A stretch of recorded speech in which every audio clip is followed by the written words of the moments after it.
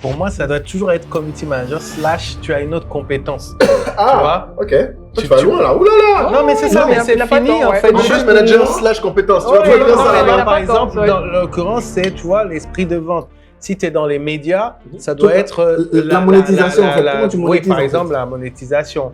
Ou alors, si tu es plus dans la presse, c'est la réactivité de l'info. Tu vois, tu dois en fait, selon où tu te situes, pouvoir ajouter quelque chose. Mais ça n'existe plus pour moi. Quelqu'un qui est juste, en fait, celui qui est juste community manager.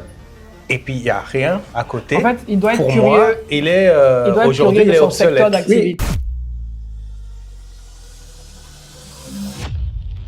Et si je vous disais que l'MFI vous offre le billet d'avion Paris-Abidjan pour assister à la 10e édition des Adicom Day? Bro, what are you talking about, man? Si vous faites partie de la diaspora africaine, tentez votre chance pour essayer de gagner le billet d'avion de la gloire glorieuse. Pour ça, vous devez télécharger l'application l'MFI et utiliser le code promo ADICOM pour effectuer votre première transaction. Une fois que cette transaction est effectuée, vous faites une capture d'écran et vous nous envoyez cette capture d'écran en DM, que ce soit sur Facebook, Instagram, LinkedIn, TikTok, ce que vous voulez. Le regagnant sera tiré au sort le 5 avril. Bien évidemment, nous annoncerons le nom du gagnant sur notre page, donc activez les notifications. Bonne chance à Adicom Family et on dit merci qui? Merci l'MFI. Shalom. Salam. Bonsoir. Bonsoir à tous. Bonsoir. Edith a fait exprès de casser la rythme. C'est clair. Intentionnellement. Il faut savoir je fais toujours les choses différemment, vous savez. Voilà. Dites-nous en commentaire. Edith estime que vu que c'est un nouveau concept, on devrait avoir une nouvelle introduction. Ouais. Mais on avoue qu'on n'a pas trop d'inspiration. Bon, là, quand la boue va venir, l'inspiration va monter. Voilà, surtout qu'on a la Villa Alfira qui nous reçoit. Notre partenaire, l'inspiration arrive. Voilà. On a tous une histoire particulière avec la Villa Alfira. Bien sûr. C'est là depuis le départ. On avait une galerie ici au sein de la Villa Alfira avec mon époux Jaco Bleu. Donc, on a démarré, en tout cas, on a accompagné le démarrage donc du restaurant à Alfira avec Charlie Kojo, que je salue. Donc, au fil de la soirée, vous verrez les excellents plats et bien sûr, on vous invite. Voilà. Maintenant, allons droit au but. Pourquoi est-ce que nous avons invité les anciens, c'est Ponte, les vétérans. Ah bon, vétérans, c'est un peu. Moi, j'aime beaucoup. C'est comme les cheveux blancs, ça se respecte. Exactement. Ça se respecte. Et je commence à avoir des cheveux blancs. Ah, voilà. Moi, je cherche ça. Mais vas-y. Vous avez vu le thème avant de cliquer. Peut-on véritablement faire de l'argent avec le digital en Afrique? On va parler de ça autour d'une bonne tablée. Mais avant ça, on va vous demander quand même de vous présenter. Honneur aux dames. À la dame. J'ai failli dire, quels sont les codes? Honneur à l'homme. Alors, à l'homme. Je suis Edith Roubleu. Je suis passionnée de digital, passionnée d'Internet, de technologie. Et je suis créatrice de contenu aussi. Donc, j'ai un podcast qui s'appelle Des choses à dire, où je reçois des invités avec qui je parle de leur parcours. Et en plus, je fais de la veille média. Avant ça, j'ai eu à gérer des agences de communication digitale pendant une dizaine d'années et à former des community managers. J'ai été community manager moi aussi. Faut le dire. Les gens oublient qu'un jour tu as été. Oui, j'ai été community manager. J'ai été l'une des premières community managers, sinon première community manager de Côte d'Ivoire à l'époque. Et donc j'ai vécu avec passion ce domaine pendant un bon moment. Et aujourd'hui, bon, je vais passer le relais à la nouvelle génération. Voilà. La Queen. Yes. Là, comment est-ce que tu présentes Edith avec la Talako? Parce qu'elle a fait un peu parce qu'elle est en mode soft là. Edith, c'est la doyenne. La doya. Est-ce que si on enlève ceux qui font de l'humour, le lifestyle et autres, qui a 1 million de personnes qui les suivent comme ça? Juste avec du contenu comme ça, éducatif, informatif. Médias. À part les médias, parce que j'ai oublié de dire que je me considère comme un média, je suis un média. Oui, mais... Donc... Non, la personne. C'est pas une personne, un individu. Sur Facebook, c'est ça? Ouais, sur Facebook. Je voulais citer Philippe Simon, mais lui, c'est sur YouTube, en fait. Voilà. Yes. Ah, sur Facebook, il n'a pas de million? Je pense que oui, peut-être il y est arrivé. 900 000. Mais tu étais là avant. Ouais. C'est ça qu'il faut depuis dire. 2009. Voilà, faut dire les termes. Depuis 2009, mon compte Facebook a été créé. En tout cas. Pareil aussi sur Twitter. 2009 aussi. Donc, je suis là il y a longtemps.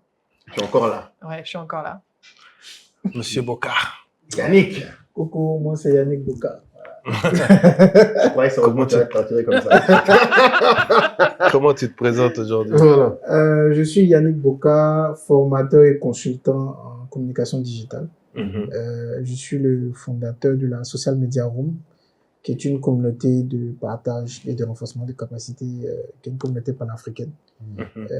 On essaie en fait de transmettre ce qu'on a reçu à des cadets pour que l'écosystème soit beaucoup plus sain. Donc quand je dis écosystème beaucoup plus sain, c'est de permettre en fait aux entreprises d'avoir de la main d'œuvre qui est beaucoup plus qualifiée et permettre à ces jeunes-là qui n'ont pas forcément le réseau de s'approcher des aînés qui sont mieux placés en fait. Donc ça existe depuis 5 ans aujourd'hui. Donc on fait notre petit bonhomme de chemin. Ça a été, c'est toujours laborieux. C'est plus de 5000 heures que je consacre en fait à la communauté. Il faut répondre, il faut encadrer. Mais Dieu merci, à travers les différents pays, le Bénin, le Cameroun, le Togo et le Burkina, j'ai des premiers confrères qui m'ont rejoint, qui essaient de faire vivre la communauté sur place. Super, avec des événements en fait. Voilà. Donc, et en général, quand j'ai besoin quand on me demande des profils de community manager, de social media manager, j'ai dit je donne le numéro de Yannick. Ah, c'est la une base sauce. de données, mais tu vas te faire harceler là. Tu as la sauce. Ça, c'est bon signe. Je l'ai tout le temps la balle. La balle directe. C'est toi qui a la ferme de community manager, la ferme de social media manager. Ouais, aujourd'hui, c'est devenu un peu un fer de lance, quoi. Donc, quand des entreprises ont besoin de community manager, tout de suite, c'est moi qui suis la référence. Pour la petite histoire, le poste que j'occupe aujourd'hui à Big Five, où je suis directeur exécutif, c'est par le biais, en fait, de ce genre de choses. En fait, on m'a appelé pour me dire... Toi-même, on t'a dit... En fait, je cherche... On cherche quelqu'un, puis il a dit, mais attendez. Et celui qui cherche même. Moi, j'ai connu Yannick quand il avait créé le média digital Papato Sportif. C'était le seul média avec lequel on pouvait faire des collaborations, notamment avec Canal+, pour promouvoir le football, etc. Donc, comme on a dit, tu as dit vétéran, je dis les ponts. Merci pour la passe dont je profite en même temps pour présenter le média. Vas-y. Donc, le Papato Sportif a 10 ans aujourd'hui. Ouais, quand même. Donc, je l'ai lancé à l'époque parce que je n'avais pas la possibilité de travailler sur un projet web.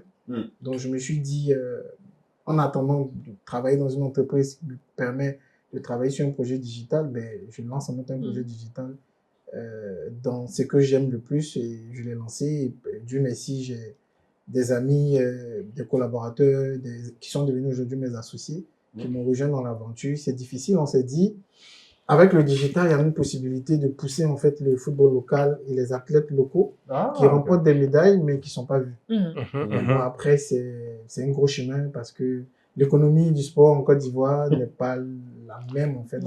Ouais, mais bon. Donc, on se bat depuis 10 ans en fait. Ouais, faut pousser. En tout cas, comme tu sais, moi, je crois beaucoup dans ça, mais bon, effectivement, il faut rien lâcher parce que le content, bon, on va en parler.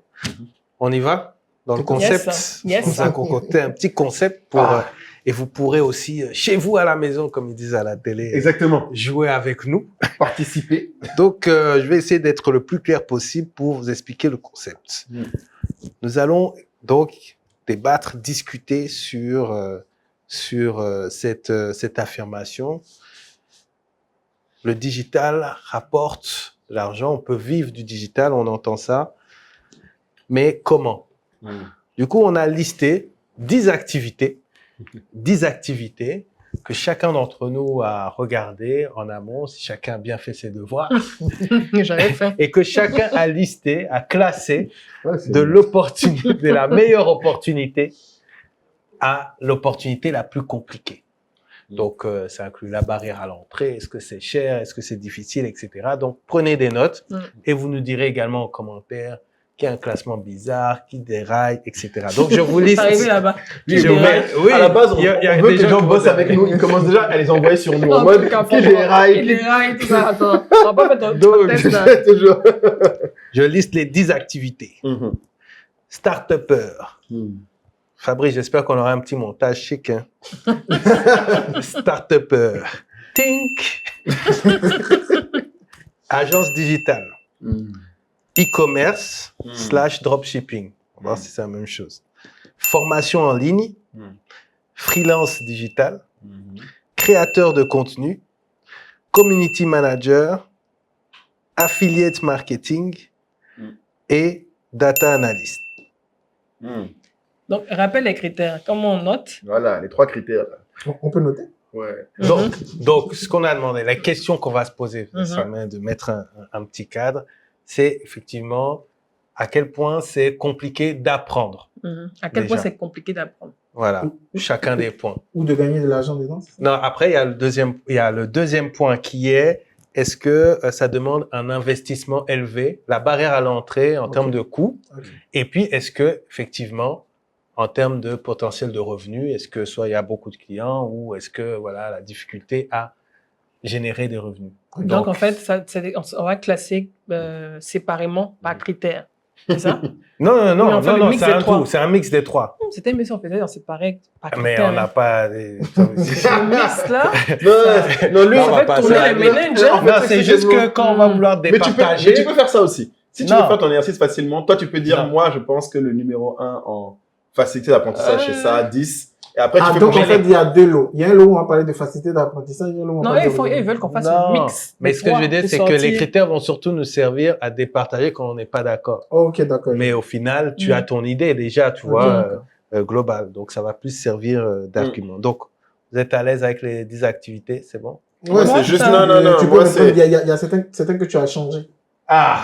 Voilà. Tu dis quoi encore? Oui, parce que je vois freelance dans le digital, data, code IA, créateur de contenu, formation en ligne, tout ça, c'est ça. Manager, ça, on a dit. Marketing, e-commerce, créateur d'applications mobiles, start-up, c'est ça?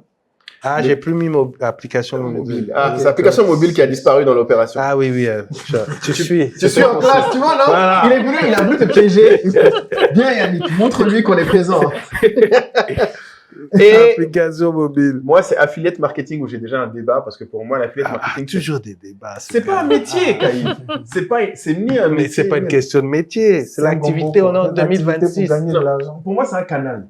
C'est même pas, tu peux dire mon métier, c'est affiliate marketing. Non, il n'y a pas de personnes qui font déjà un métier. C'est impossible. Alors que tous les autres ont un joker. Vous voulez quoi à la place d'affiliate marketing? Je dirais, application mobile. Non, mais c'est le 10e, il en avait 9. Produits digitaux, n'est pas produits digitaux. Mais tu peux enlever affiliate marketing. Et je mets produits digitaux. Tout simplement. Allez. On va les produits digitaux dedans? Non, on a mis formation en ligne. Non, c'est mieux de mettre produits digitaux. Parce que du coup, les livres, ça va dans formation en ligne ou dans le produit digital? Non, c'est produits digitaux. Produits digitaux, tu peux tout vendre, mais voilà, formation en ligne. C'est en numérique. Ah oui, mais formation en ligne, ça peut être webinaire, qui n'a rien à voir avec produits digitaux. C'est quand même un produit digital. Pour moi, c'est produit digital, là, qui inclut formation. La formation en ligne, c'est... Oui, mais donc on aura 9 points. Ah, ok, d'accord. Bon, je souffre. Mettez en commentaire. Donc, produit S'il y a un truc que vous manquez, ouais. Donc, du coup, ça fait 10 au total, c'est ça? Oui. Puisqu'on a non, si on met produits digitaux et formation en ligne ensemble, ça fait 9. Ah, parce qu'on a enlevé affiliate marketing, mais tu as ajouté application mobile. Non, mais application mobile, en fait, c'était une erreur. Il fallait l'ajouter. J'en avais 9. Tu en avais déjà 9. Donc, on a un 9. Top 9. Activité. Top 9. Ok. Voilà, déjà, non, je suis sûr que dans le truc, on verra un 10e. Oui, peut-être qu'un 10e apparaîtra. Si tu veux, tu mets formation en ligne et produits digitaux. Parce qu'en fait, tu sais pas. Un produit digital peut ne pas être formation en ligne. C'est le premier débat. Non, d'accord, mais moi, d'ailleurs, mon vrai point, c'est d'ailleurs le seul de nous aussi qui me pose un peu problème, je vais pas mentir, c'est community manager.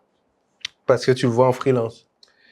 Non, parce que c'est le seul qui, en fait, là, ce que tu as pris, c'est quasiment des types de business digital. Et en fait, c'est pas un business digital. Community manager, c'est un métier. C'est un métier. Ouais. Oui, mais attention, les gens en font un business aujourd'hui. Il y a des agences de community digital, ça devient une agence digitale.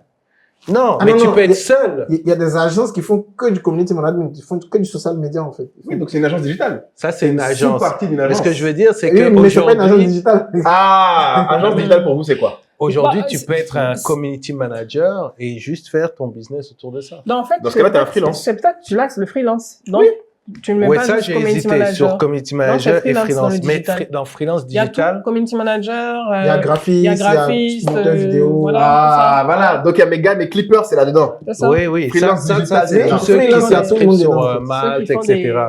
Mais laissez le CM à part. Ils font des shorts, tout ça. Bon. Tu vois le dictateur africain, il a dit là, ouais, venez, dites-moi, et puis après, non, laissez-moi. On va commencer à manger, vous me donnez faim déjà, la Villa Alfira. Alors, bien sûr, tous ces corps de métier, si vous voulez en savoir plus, les rencontrer, on est à quelques jours des Adicom Days. Rendez-vous les 16 et 17 avril à l'Hôtel Ivoire, au Sofitel. Vous rencontrerez également ces pontes Yes. si présents. C'est Le ça. programme est alléchant. Il est ici en description. Et d'ailleurs aussi, vous allez être surpris d'être étonné. On a une grande annonce. Ah bon, hein? Oui, on fait un jeu concours. On fait gagne gagner une voiture. un billet d'avion parce que la diaspora est dans nos inbox. Tout ça, Ouais, nous, ouais. machin, vous faites plus à Surtout que Paris. maintenant, les billets d'avion coûtent cher avec. Mhm. Donc, la merci hausse. à l'EMFI pour ça. Mhm. Mhm. Vous avez également toutes ben, on y reviendra, mais la façon Enfin, un de billet gagner ce d'avion billet pour d'avion. venir à Abidjan. Pour venir à Abidjan Ah, et ok, participer à Dicom Days. Faut être clair. Oui, faut C'était être pas fini clair. la Pour venir phrase. à Abidjan. Exactement. Ah, Oui, c'est C'est ça. pas seulement venir à bien, c'est venir à bien participer. Oui, participer à Dicom Days. C'est grâce à notre partenaire l'EMFI. Voilà. Ok. Donc, il faut être clair. Mais bon, on va placer une petite pub Pour expliquer en pour détail. bien expliquer en détail. Restons concentrés là, vous me perturbez. Pour vous, Pardon, envoyez la j'ai une nourriture, question. c'est bon. Ces gars-là sont en train de me fatiguer. C'est bon. oui. On va commencer avec les On entrées. peut commencer s'il les vous plaît. entrées, c'est bon. Donc, les amis, pour vous, Mhm. quelle est l'activité la plus compliquée?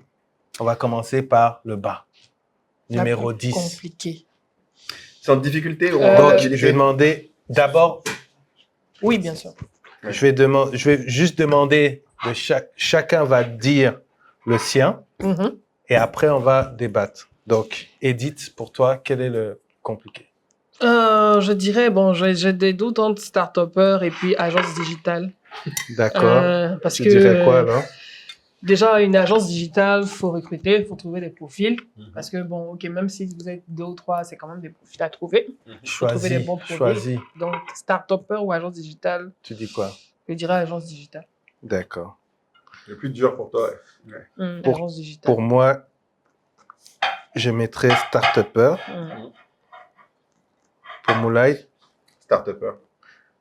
Et je sais que les gens vont être outrés parce que bon, je suis le start-upper sur la table. Ouais, beaucoup de start-upper. Mais les gars, ne vous blaguez pas, c'est plus dur que tous les autres trucs là. Ouais. Yannick, C'est pareil pour moi. start-up. On a un consensus. C'est un Edith. consensus, hein. Fort. Bah, expliquez pourquoi start-upper, parce que... Mais non, c'est toi qui dois expliquer Non, pour mais le coup. Pourquoi? moi, déjà, C'est la seule qui a mis agence digitale. parce Oui. que... Mais un elle a mis start-upper en neuf, un je note start-upper, déjà. on griffe, ok, c'est innovation et puis recherche de croissance rapide pour survivre. Ok, d'accord. Mhm. Mais tu peux te lancer seul, en fait, tu vois. C'est dur. Même si Seul? c'est... Ouais, non, quand je dis seul, tu as une idée, tu as ton produit, après tu trouves les personnes pour développer ton produit. Voilà, tu as commencé là. Ouais, mais pour avoir géré une agence de communication digitale, 2 agences de communication digitale, je parle plutôt sous le prisme de l'entreprise. Ouais, d'accord. Gérer une entreprise, Mhm. tu vois. Mhm. Gérer une entreprise.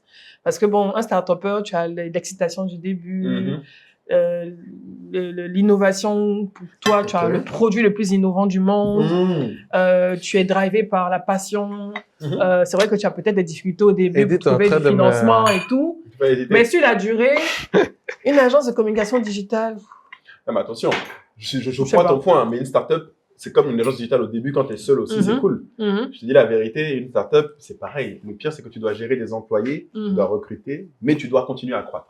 Ouais, Alors que l'agence digitale, tant que tu restes profitable, on t'emmerde pas trop en général. ouais. Peut-être comme j'ai pas été start-uppeuse. Non, mon ami, c'est. Mais tu, Mais je mais suis tu as mis en surprise de œuvre ce l'agence que tu as digitale. senti. Ouais. Mais... Tu as été agence digitale, tu as senti la tension de ça. Mais Ouais. mais il y a un truc, en fait, pourquoi je dis que Edith me fait hésiter, c'est Mhm. que j'ai le sentiment que le start-upper, c'est, si tu me passes l'expression, enfin, vraiment, c'est juste pour dire, mais Mhm. il sait qu'il joue un jeu qui peut être dangereux. C'est-à-dire qu'en gros, il lève des sous, Mhm. il sait que ça peut s'arrêter, Ouais, du jour Tu au vois. lendemain. puisqu'on lui demande de rentrer dans un train et que le train soit toujours à toute vitesse, toute vitesse, Exactement. toute vitesse, toute vitesse. Donc, il sait que, Il doit faire vite aussi. voilà, mais il sait que ça peut dérailler, il le sait, tu vois. Donc, j'ai le sentiment que, enfin, ça n'exclut pas qu'il y a, je suis pas en train de dire qu'il n'y a pas de stress, Mhm. mais par rapport à l'agence, t'as un truc où Ou tu bâtis, c'est-à-dire que tu bâtis comment tout dire, de suite. ce n'est pas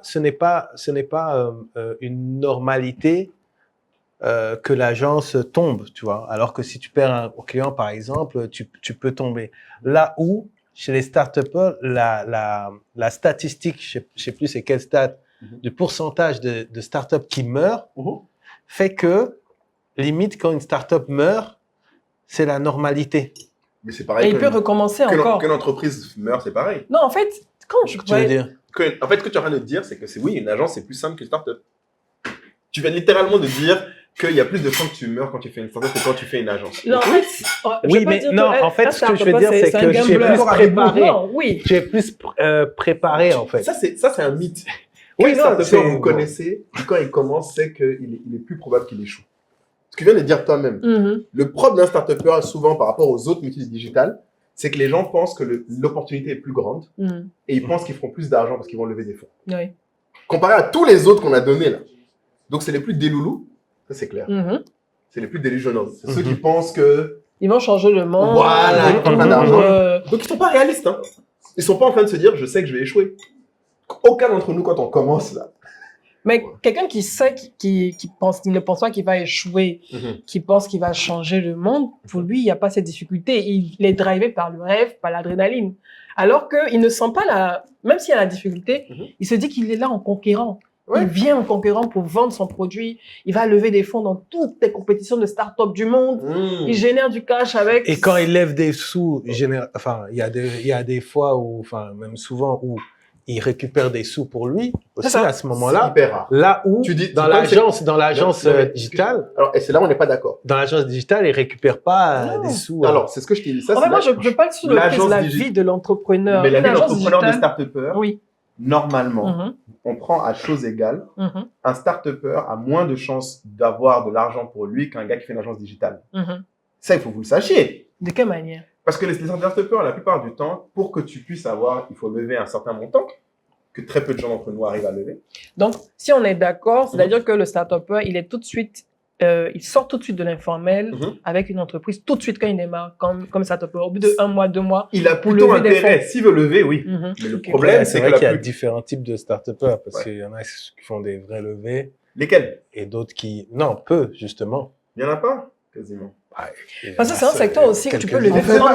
Toi qui es extérieur, là. Toi, tu as mis start-upper avec moi, tu as l'air d'être serein. C'est elle qui doute. En fait, moi, je voulais déjà écouter tout. Parce qu'il faut savoir qu'au niveau du start-upper, au niveau de l'agence digitale, c'est déjà 2 choses qui sont complexes. Mais là où la chose est très complexe, c'est qu'une agence digitale, on connaît tous le modèle économique quand on rentre. Exactement, merci. C'est-à-dire, quand aujourd'hui je crée mon agence digitale, je sais que si je dois avoir des clients, je dois faire du lobbying, je dois participer à des appels d'offres. En fait, nous tous qui avons des agences digitales, on sait quel est le modèle économique. Mais le start-upper, en fait, il commence un modèle économique aujourd'hui, jusqu'à ce que 10 ans arrivent ou 5 ans arrivent, il a testé près de 100 modèles économiques. Exactement. Et le fait de tester 100 modèles économiques, plusieurs modèles économiques, ça ramène en fait à remettre en cause souvent tout le dispositif que tu mets en place. Malgré tout l'argent que tu as levé, tu dois encore faire des efforts, souvent remettre en cause toute ton équipe. Et cette pression mentale-là, en agence, en fait, on l'a sauf au niveau de l'acquisition des clients. En agence, en fait, aujourd'hui, le gros problème, c'est que nous tous, on fait souvent les mêmes choses et on est face au même petit marché. Donc, ça fonctionne en termes d'acquisition des clients. Je connais telle personne. Donc c'est dur, c'est concurrentiel, c'est hyper concurrentiel. Alors on est dans un océan rouge par rapport à un innovateur qui vient. La complexité, la complexité en fait pour moi se trouve au niveau en fait du business model. L'agence en fait, quelle que soit l'agence digitale, tu sais ce que tu vas faire, tu sais ce que tu vas. En fait, on sait déjà qu'est-ce qu'on doit faire quand on lance une agence. Celui qui ne sait pas, c'est qu'il est débutant ou il n'a jamais travaillé en agence.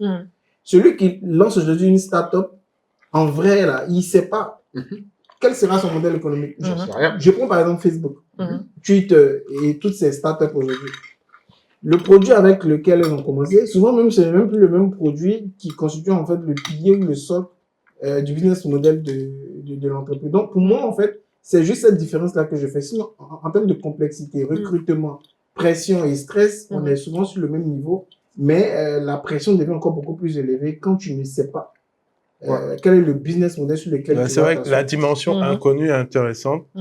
Surtout que, pour aller dans ton sens pour le coup, moi, je parle beaucoup de la culture business, mais en vrai, quand je parle de ça, je fais référence justement surtout à la culture startup qui est manquante. Ouais. Parce que on a beaucoup, comme tu disais, tu sais, l'époque des serial pitchers. Exactement. Les gens qui viennent pitcher, parce qu'ils ont entendu Et que qui ne quand tu développent pas le pitches, produit. tu lèves des fonds, tu Direct. gagnes des concours, etc. Et donc, les gens ne font pas leur devoir et se rendent pas compte que avant de lancer une startup, tu as un nombre de choses à apprendre sur l'environnement, sur, tu vois, sur pas mal de choses. Même le vocabulaire est différent. Le mindset est différent, le vocabulaire est différent. Comme tu disais, le business model, il varie, etc. Même s'il peut varier dans d'autres tas. Dans une agence, ça va encore. C'est rare que tu varies. Après, tu dois te renouveler quand même, mais Ouais. tu vois. Oui, c'est plus peut-être le modèle de tarification qui change, mais c'est toujours les clients que tu factures, qui payent quand ils veulent. C'est ça, qui payent quand ils veulent. Voilà. Ouais, c'est un autre débat. Merci pour votre Ça, réponse. c'est pour ça qu'on dit, c'est dur. Voilà. C'est C'est dur. dur. Ouais, mais 60 attention, jours, c'est dur. 90 jours. attendez. Les autres gars aussi du digital, là, ils ont tous le problème. Tous ceux qui sont B2B, là. Non, les freelances, il y a les freelances là, eux ils disent Les freelances, on les fait payer d'avance, quoi. ah oui, paye d'avance. Hein. Oui, d'avance. C'est mieux. Mais en fait, l'avantage du start-upper par rapport à une agence, c'est que lui, il peut aller en fait sur des produits qui sont B2C. Ouais. Donc, en même temps qu'il lève de l'argent, même s'il n'a pas encore levé de l'argent, Il engrange en même temps comme des la fonds. dernière fois tu disais, les premières personnes qui doivent lever les fonds, ce sont les clients en fait. C'est ça. Lui, il arrive sur un marché où il peut se créer un océan bleu et il vend directement. Ce qui est différent, par exemple, d'une agence qui, elle, lorsqu'elle veut adresser le marché B2C, elle est obligée de passer par les formations. C'est ça. Ce qui n'est pas forcément évident. Et puis bon, forcément, pour une agence digitale, il y a la concurrence aussi des freelances. Oui, Voilà, puisque tout à fait. les entreprises veulent, ou les institutionnels veulent réduire les coûts. Donc, ils vont évaluer entre le freelance ou Parce que souvent, ton l'agence. ancien collaborateur déjà. Exactement. En fait. Ton concurrent. Voilà, donc, c'est pas évident. Mais je sens que tu vas en parler. T'as une histoire à nous raconter. Non, vous avez sorti aussi, là. Ouais, mais Vous avez tous cette histoire. forcément. Je sens c'est que classique. Forcément. Les gens Aujourd'hui- se disent dans le service, ils sont là, ils sont dans l'agence, ils disent mais en fait c'est moi qui fais tout le C'est boulot. ça, tout le Et boulot. puis, en fait. ça, Je c'est devrais faire ça moi-même. Ouais. ça, c'est un vrai sujet dont il faut qu'on parle tous ici. Non, mais c'est une réalité. Après, Ouais. c'est une réalité. Donc vous êtes tous forcément. d'accord pour agence digitale en 9e. En tout cas, c'est les deux derniers. Ouais, les deux derniers. Ouais, les Donc, deux derniers. Les deux Ce qui derniers. est marrant, c'est que je c'est fais nos deux métiers en Sud-Afrique. On est là, on repose aux gens. On dit tous ce qu'on fait, c'est les trucs les plus durs. On fait pitié, hein. Les gens vont dire qu'on est des pleureuses. Mais c'est la réalité. C'est dur. excuse-moi, je te coupais. Je crois que tu voulais dire quelque chose. C'est un classique d'avoir tes employés.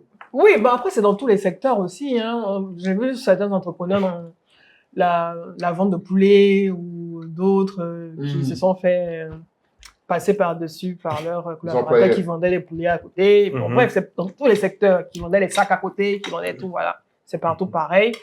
Mais au-delà de ça, c'est que c'est l'agilité d'un secteur. C'est un secteur qui est très agile. Ouais. Quelqu'un qui sait gérer des réseaux sociaux, qui sait, qu'on appelle ça, faire de l'analyse, des Il data est directement et tout. attractif pour Attractif pour quelqu'un. une entreprise qui veut diminuer ses coûts et puis qui veut de l'agilité. Donc, par rapport à une grosse structure, elle va passer peut-être sur le côté pour gérer ça avec En fait, le freelance. le truc aussi, c'est qu'au-delà en fait, de l'agilité, c'est qu'on est sur un marché qui devient de moins en moins exigeant. Les clients sont de moins en moins exigeants. Ils sont de moins en moins exigeants parce que ils se disent, ben, j'ai juste besoin de quelqu'un qui me fera 2, 3, 4 postes dans la semaine. Voilà. Voilà. Et puis basta quoi. Ils sont plus exigeants au point où ils se disent le digital ou les réseaux sociaux constituent aujourd'hui un levier très important, non seulement pour ma notoriété, le positionnement, parce que les gens doivent me retrouver beaucoup plus facilement sur Internet et sur les réseaux sociaux. Donc j'ai besoin d'une équipe qui est calibrée pour me permettre d'atteindre des objectifs de notoriété, de positionnement, d'engagement et de conversion. Mais on est juste sur des clients aujourd'hui qui, parce qu'ils ont déjà une force de vente en interne, se disent, bon, j'ai juste besoin d'une agence qui va me faire juste des publications à 300 ou 400 000 francs le mois. Classique. Et vous, vous me demandez le million par mois, c'est pourquoi en fait. Ouais, Et mais, du coup- mais là, pour moi, l'erreur que font les clients face aux agences digitales, et c'est pareil dans le service, même les boîtes de production vivent ça, où il y a des entreprises qui vont faire le calcul, dire mais si j'internalise finalement, je n'ai qu'à prendre en fait soit un des employés de cette agence-là. Ça s'est Tu toujours vois? produit hein, Ça depuis s'est toujours produit. 2014. Non, mais ça existe Ouais. pas. Mhm. Mais en fait, il faut aussi se poser la question, pourquoi les entreprises les plus performantes externalisent? C'est pas pour le plaisir de payer quelque chose de plus cher. L'idée, c'est que quand tu prends quelqu'un extérieur, il t'apporte aussi un benchmark, c'est-à-dire qu'il voit des choses que tu ne vois pas. Moi, j'ai toujours pensé que c'était une très mauvaise idée pour une entreprise d'avoir, par exemple, son réalisateur vidéo interne, par exemple, qui lui fait toutes ses vidéos, qui est là. Quand je dis une entreprise, je parle pas de l'agence, Je parle d'une marque Tout à fait. qui a son designer, en tout cas tout ce qui est créatif, de l'avoir en permanence là. Surtout s'il est seul. À la limite, s'ils ont créé un plateau, une équipe, voilà, parce qu'il y a une émulation. Mais moi, j'ai vu des créatifs, en fait, se perdre en fait là-dedans. C'est-à-dire ne plus être challengé. T'as plus tes collègues pour te, tu vois. Et il faut savoir comment fonctionnent les créatifs. Et c'est pareil pour tous les métiers. Il y a des entreprises, il y a des marques qui disent, nous, on voudrait que le community manager soit au bureau tous les jours. Et en fait, quand on s'oppose, ils pensent que c'est juste pour s'opposer. Mais en fait, c'est pour leur rendre service. C'est que s'il reste chez vous, il sera pas aussi bon. Parce qu'en fait, il va pas, en fait, débriefer du béret du soir avec ses collègues. Il va pas, tu vois, c'est tous ces éléments-là qui le nourrissent. Il va pas se frotter à d'autres clients, en fait. Il va pas se frotter à d'autres clients. Donc, quand tu prends, il y a souvent cette phrase, même c'est souvent les freelances qui disent ça, le photographe où on lui dit, ah tiens, mais tu factures 2 millions pour faire un shooting d'un événement, alors que ça te prend 1 heure. Et il te dit, ben non, c'est pas 1 heure que tu payes, c'est 15 ans d'expérience. Voilà. Et ça, il faut pas le perdre de vue. Voilà. Quand tu prends quelqu'un, ce n'est pas juste le temps qu'il passe là. Voilà. Et donc, parfois, les clients voient ces prestataires-là comme quelque chose qui pourrait être fait autrement. Mais après, c'est humain, les entreprises cherchent des raccourcis. Oui, après, le mal ils ont aussi, besoin de productivité, d'efficacité, d'agilité aussi. Le mal aussi, c'est que lorsqu'il récupère quelqu'un en interne, malheureusement, il ne fait pas que ça. Souvent. Non, c'est très souvent même. Tu vois, aujourd'hui, quand une entreprise dit qu'on recherche un community manager, en vrai, il cherche un chargé de communication. C'est ça, ouais. Parce que quand le community manager arrive, il se rend compte que il est challengé en fait sur plusieurs objectifs. C'est ça. Tout repose sur lui. Pardon? Comme par exemple? Oui, comme par exemple de la communication en interne, de l'événementiel. Et, tout repose sur lui. Il devient couteau suisse. Le référencement et même ça va jusqu'à la vidéo. Il a exploité. Du coup, moi je rejoins Kaï parce que quand le community manager il est en agence, il ne fait que ça. Donc son temps est dédié qu'à ça, ses recherches, la veille, et donc il est concentré à faire une seule chose. Alors qu'en agence, chez l'annonceur, comme on aime bien le dire, en tant que community manager, on ne fait pas que ça. Moi, c'est la raison pour laquelle quand je crée la social media room, c'est de dire au cadet, attention, quand vous partez dans une entreprise, c'est plaqué community manager sur le contrat. Posez bien la question. C'est écrit noir sur blanc que vous allez faire telle chose. Mais en entreprise, on n'est jamais community manager. Non, le community manager, finalement, même dans une TPE, devient le chargé de marketing. Non, c'est surtout dans les TPE où si une TPE démarre, le dirigeant lui-même, il fait tout, il fait l'administratif. Il fait le juridique, il gère la comptabilité, il supervise la comptabilité. Donc, comme c'est une mini-structure avec très peu d'équipes, où le dirigeant lui fait tout aussi, donc à un moment donné, il va s'appuyer aussi sur le community manager. Oui, même dans des grandes entreprises. Ils font ça. Là, c'est de l'exploitation. Le community manager, le chargé de communication digitale. Ou de l'ignorance. Bon, les amis, on va avancer. En fait, le truc, c'est que les les grandes marques veulent aussi réduire le budget. Bien sûr, bien sûr. Elles se disent, je préfère recruter un gars qui est plus ou moins polyvalent, mais cette polyvalence emmène le collaborateur à ne pas atteindre tous les objectifs. Faut qu'on avance là, parce qu'on a, c'est on a un goût à C'est les passionnant. trouver. L'agence digitale, on pourrait en parler des heures. Hein. Mais là, vous avez parlé un peu de community manager, du coup. Ouais. Oui, c'est Indirectement. vrai, c'est Vous vrai, venez de c'est donner vrai. la réalité que je vous avoue, en toute honnêteté, ça ne me choque pas, mais j'imaginais pas. Et puis, il y a la vulnérabilité aussi du community manager. Bon, on Ouais. griffe. Parce que bon, parlons des formations du curricula Ouais. qui se trouvent maintenant dans différentes universités, grandes écoles, Ouais. qui forment au métier du community manager, Ouais. qui n'existaient pas à mon époque, Mhm. où maintenant, il y a de plus en plus IFRAN, ESMA et tout qui forment. Il y a aussi la vulnérabilité de ce profil qui est jeune, qui cherche à travailler, qui a besoin d'argent pour vivre, et donc forcément, il est prêt à accepter aussi toutes les offres, quitte à fermer les yeux sur la vraie réalité qui va l'attendre dans l'entreprise, où on va lui dire, ben, en plus de gérer les réseaux sociaux, tu vas aller filmer sur le terrain, faire le montage quand tu reviens, gérer l'infographie et tout. Ah, il a décidé d'accepter aussi. Oui, mais Ouais, mais attention. malheureusement, les jeunes qui arrivent sur le marché, Mhm. je ne tire pas sur une école, Mhm. mais ils sont pas préparés au marché, en fait. Mhm. Parce que c'est tous ces jeunes-là que moi je reçois aujourd'hui dans la social media room. Ouais. Parce que normalement, s'ils étaient bien formés, ils n'allaient pas venir à la social media room. Mhm. Mais Quand ils arrivent, mentalement, ils sont pas prêts, comme tu l'as dit, parce que vous êtes à l'école et normalement, l'école devait vous préparer au terrain. Bien sûr. Mais l'école ne vous prépare pas au terrain alors que nous sommes en 2026. Ouais. Le minimum, c'est de vous confronter à la réalité. Il n'y a pas de stage entreprise. Après, je sais pas comment Ouais, ils mais c'est là où il fonctionnent. faut féliciter les jeunes qui Ouais, se d'accord. forment Ouais. en Et ligne, justement, qui Mhm. viennent dans ce genre de communauté Mhm. et qui viennent à Dicom Days. effectivement, Bien sûr. combien d'écoles aujourd'hui, Mais ça, c'est très important. Parce que, non, mais vraiment, dans tous les métiers qu'on évoque là, Ouais. tu vois, parce qu'on pourrait parler de notre système scolaire sur tous ces aspects-là. Ouais. Digital, c'est comme ça tous. Voilà. Mais digital, enfin, même s'il y avait des formations, quand tu arrives un an après, tout En fait, a changé. Tu es obligé de te former régulièrement. Ouais, Mais justement, c'est la constamment. raison pour Mhm. laquelle En on ligne. doit inviter des personnes qui pratiquent sur le terrain dans des écoles pour échanger avec ces élèves. Oui, mais je crois que Ouais, ça ça se fait se quand fait, même, quand même. Pas assez, avec des t'as professionnels. Bon, l'impression? peut-être pas assez, mais J'ai avec pas des l'impression. professionnels qui vont dans ces écoles J'ai pas parler de leur l'impression. métier. J'ai beaucoup de Non. personnes autour de moi qui ne sont pas invitées dans les écoles. Ouais.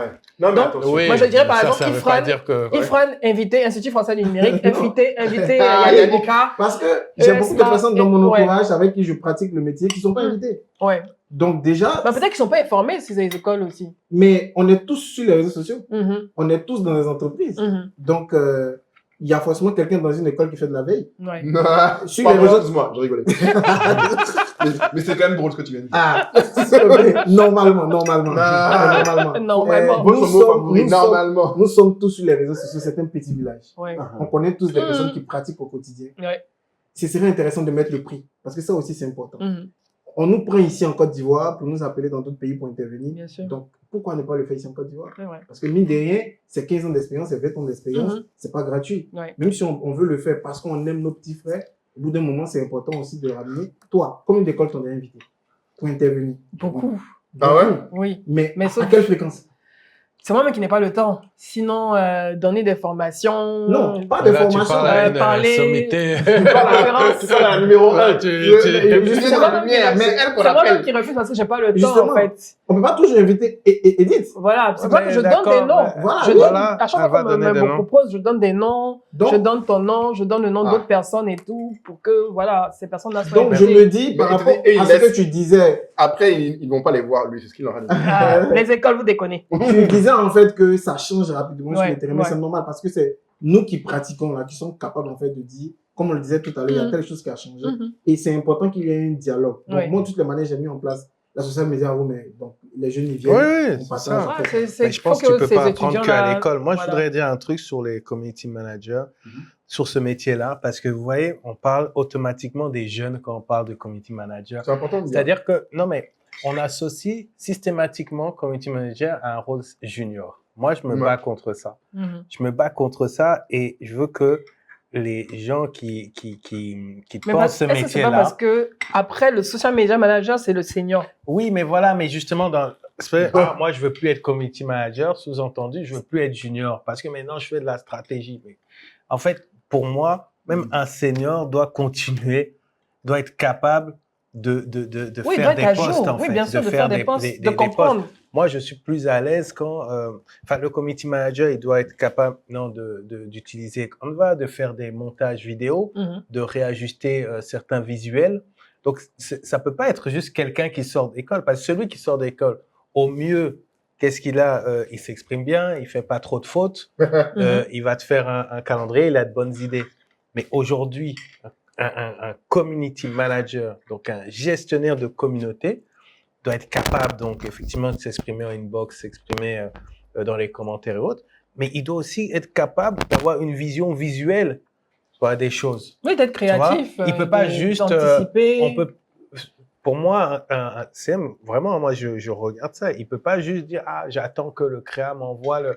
Non, ça, c'est de moins en moins, non, je pense. Oui, mais ça, c'est ceux qui se sont formés. Moi, je pense que ça dépend des contextes, en fait. Intéressant. Ça dépend des contextes parce que quand tu prends le community manager des médias, le community manager d'une marque e-commerce, le community manager d'un gros business, les packs sont partagés. C'est pas le même métier. Parce que quand tu prends, par exemple, au niveau du e-commerce où il y a un stock de produits qui est là. Il doit avoir l'esprit vente. Voilà. Donc, le truc, c'est qu'au niveau de tout ce qui est créa, on ne peut pas demander au community manager de gérer ça. Même si c'est quelque chose de rapide. Comme par exemple, tu disais, il y a juste un petit truc à modifier. Oui, ça, même souvent, même le directeur communication même le fait parce que c'est juste un truc à minuit qu'on doit changer. Mais le community manager d'e-commerce doit comprendre ce que c'est la vente en ligne. Tu vois? Oui, alors, le gros problème que tu identifies ici qui est vrai, c'est que ce qu'on reproche aujourd'hui au community manager, c'est la culture marketing, la culture communication. Ils n'ont pas? Non. Il y en a beaucoup qui arrivent au métier sans avoir la culture marketing. Du coup,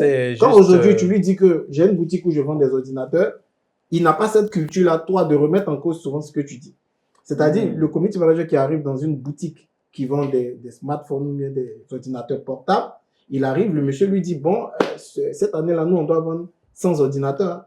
Bon, il n'a pas cette culture-là pour dire aux vendeurs, mais en vrai, on n'a pas d'offre, boss. Ouais. Et ici, la plus grande arme de la jeunesse africaine pour son émancipation, c'était le digital. Le talent est là, la créativité est là, l'énergie est là. Alors pourquoi tant de potentiel reste bloqué? Parce que le problème n'a jamais été le talent, mais l'accès. Le digital peut changer une vie, à condition de comprendre les tendances. Et ça, certains l'avaient compris, bien avant les autres. Dès 2014, avec la création du groupe de communication digitale Totem Experience, une idée obsède Kay Lumumba. Créer un vrai salon professionnel du digital en Afrique. À l'époque, le marketing digital en est à ses débuts. Une tendance commence à faire du bruit, l'influence. Les marques hésitent, les créateurs doutent. Alors, Kay, Sophia et Anthony font un choix simple mais décisif. Réunir tout l'écosystème dans un même lieu. En 2017, Adicom voit le jour. Africa Digital Community. Rien n'était gagné. Il a fallu convaincre, construire, prouver. Aujourd'hui, on ne parle plus seulement de visibilité, mais de business, d'impact et de culture. 10 éditions plus tard, Adicom entre donc dans une nouvelle dimension. 2 jours à Abidjan pour comprendre et connecter avec les acteurs les plus influents de la région. Adicom Days, 10e édition, les 16 et 17 avril 2026. Les règles du jeu changent. Ceux qui seront là prendront de l'avance.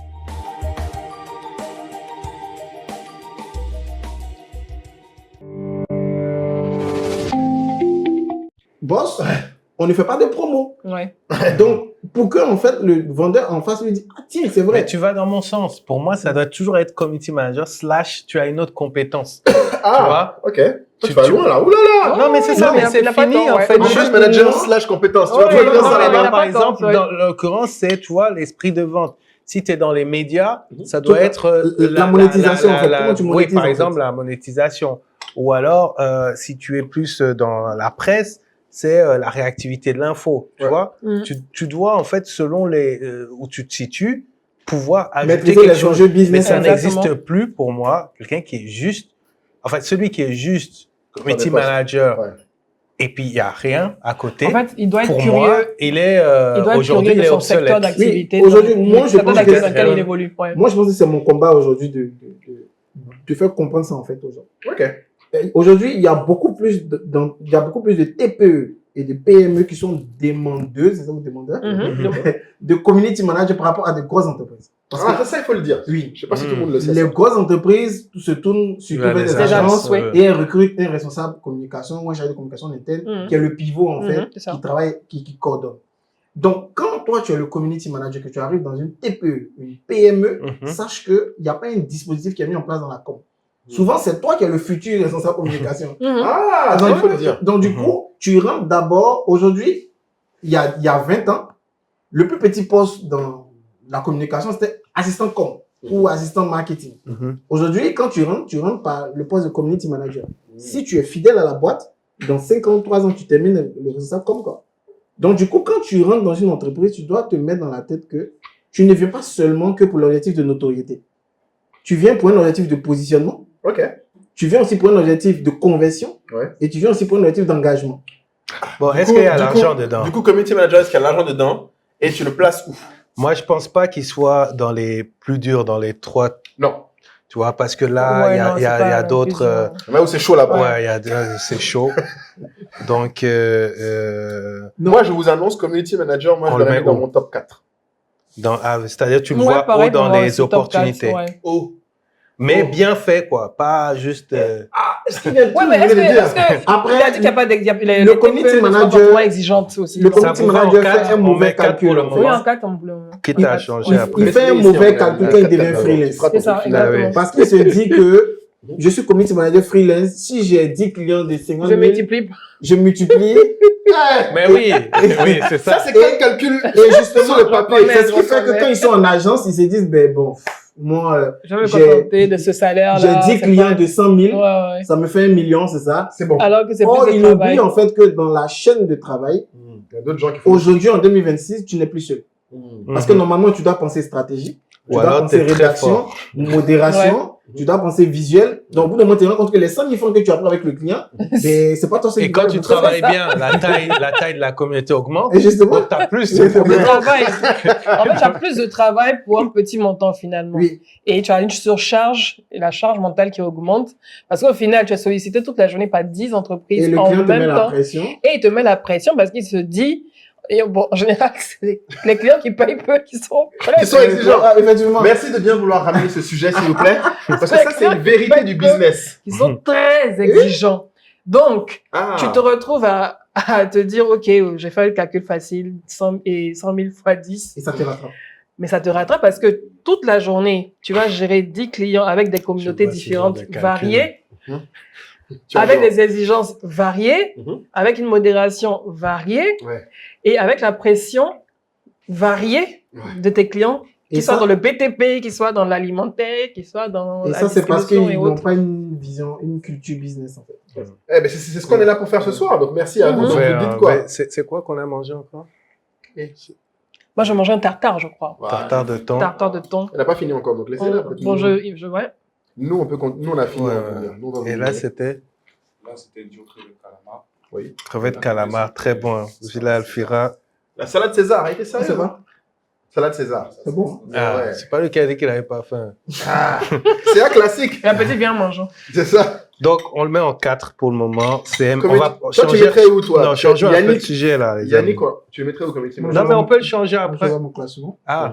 Tu as fait. Ah, non, voilà, les bons. Bon élève. C'est ça, non? Vous as parlé mal de lui. 5e, très bien. Tu l'as parlé mal de lui, voilà. Ok. Donc, revenons dans notre truc compliqué, là. Maintenant, qui est numéro 1? Moi, c'est ça que je veux qu'on aille. Non. Finissons d'abord avec Non, sinon après, ce sera plus passionnant. Là, si les gens vont couper la vidéo. Restez jusqu'à la fin pour savoir qui est le GOAT. Oh, c'est bien. Ok. Moi, je vois un compliqué, les amis, c'est... parce qu'il y a tellement de fantasmes aussi autour de ça, c'est l'application. Application mobile, très dur. Tu vois, Donc, dès que... application mobile Est-ce que tu n'as pas développeur. voulu créer une appli, toi? Oui, forcément.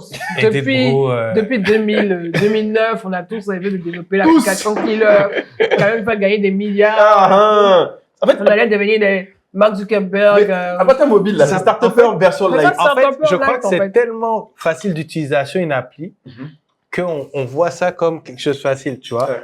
Et je me souviens, je sais plus on utilisait quoi, Schoolmaker Oui. à un moment et tout ça. Puis je te disais, enfin parfois je lui montre, ah tiens, regarde, ils ont mis telle fonctionnalité. Et lui il dit, ah non mais tu te rends pas compte comment Ils sont c'est trop forts. difficile à faire. Ils sont trop forts. Moi, Je je dis suis là, mais c'est juste logique de faire ça. Il dit mais c'est compliqué de faire ça et tout ça. parce que chaque device est Hein? différente. Ouais. Ouais. Gérer les devices, les mises à jour, la distribution sur les App Store, Ouais, c'est Hey! tout sur les App Store, ouais. Mm. Moi, je vous dis, je dis souvent aux gens, j'ai levé des millions. J'ai jamais eu une appli mobile. Ouais. Et c'est pas faute d'avoir essayé. C'est pas faute d'avoir essayé un peu. Et regardez beaucoup. Parce que les gens se disent c'est une question d'argent. Oui, mais beaucoup de boîtes, comme par exemple, un exemple très simple, si vous regardez des boîtes comme Wave, qui ont une appli mobile, Mhm. vous verrez que c'est des boîtes, du coup, dans l'appli, ils font pas beaucoup de trucs. Mm. Parce que c'est tellement compliqué à maintenir, Ouais. tellement compliqué à gérer, que chaque petite fonctionnalité t'aura vraiment un niveau de complexité incroyable. Ouais. Sans compter que le paiement, en plus, tu vas devoir te battre avec Apple C'est ça. et Google qui veulent aussi prendre leur cut. Mais oui, Exactement. ça j'ai su il y a pas si Ouais. longtemps. Hein. 30%? C'est pas que C'est quand énorme. tu vendais quelque chose dans l'application, Apple touchait. Mais ils distribuent, c'est leur Sur la appareil. plateforme. Non, mais qu'il touche quand tu vends l'appli, c'est une chose. Quand tu touches du paiement, regarde même Netflix, quand tu t'abonnes sur Netflix sur ton téléphone, il te renvoie vers la version mobile pour que tu te connectes. Oui. Tu te payes jamais sur place. Mais moi, je les trouvais justement. Les applis qui font ça, je me disais, mais. Ils sont chiants. Oui. Parce qu'ils ne veulent pas payer les 30%. T'as Fortnite qui est l'un des plus gros jeux au monde. Parce que beaucoup de gens dans l'appli mobile, ce qui marche bien, c'est les jeux. Mhm. L'un des jeux les plus connus au monde, Fortnite, il vient de gagner un procès contre Google pour dire que c'est illégal de leur prendre de l'argent sur ça. Mais donnons un peu d'espoir. Il y a des applis quand même Africaines. africaines qui rapportent des sous. Des applis C'est africaines. que les fintech. Des sous. Pour la plupart, c'était fini. Ouais, c'est fintech, hein. Mon ami, c'est des startups. En fait, vous les voyez là. Vous nous voyez comme ça, là. Donc, Compliqué. c'est le même niveau de galère. C'est juste, c'est juste les gens, ça a l'air plus simple, comme tu dis. Ouais. Je mettrais même 8, hein, niveau de difficulté.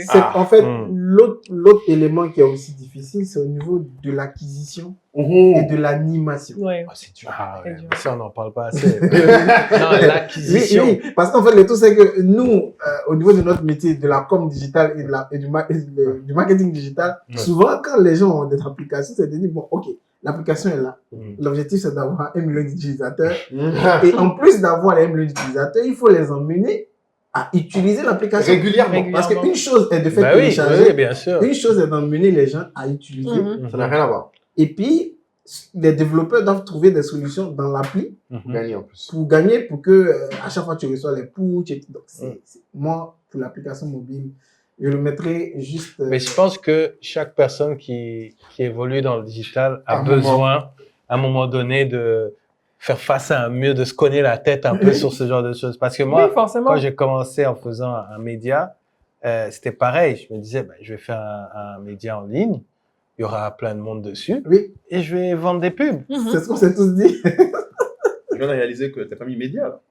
Ah oui, j'avoue. Ah oui, média digital. il Ah manquait- oui, quand même. Voilà, il nous manquait. Moi, Moi, je j'ai un pense dixième. Je sais que tu l'as oublié. Moi, les je médias pense digitales. que, moi, personnellement, je pense que le média en ligne, je me suis retrouvé dans, quand j'ai mis Startupper en numéro 10, je me suis retrouvé dedans. Parce que je me suis dit, quelqu'un qui lance un média en Ah, ligne. donc tu veux mettre média en 10 maintenant? En startup. Non, il dirait que c'est une startup. Non, moi, je pense qu'il faut Non, séparer c'est pas parce la que même chose, startup, c'est pas le business, ça peut c'est être quelqu'un qui est dans l'agriculture, qui lance Oui, des mais drones. mais ça peut être aussi un pour, média en ligne.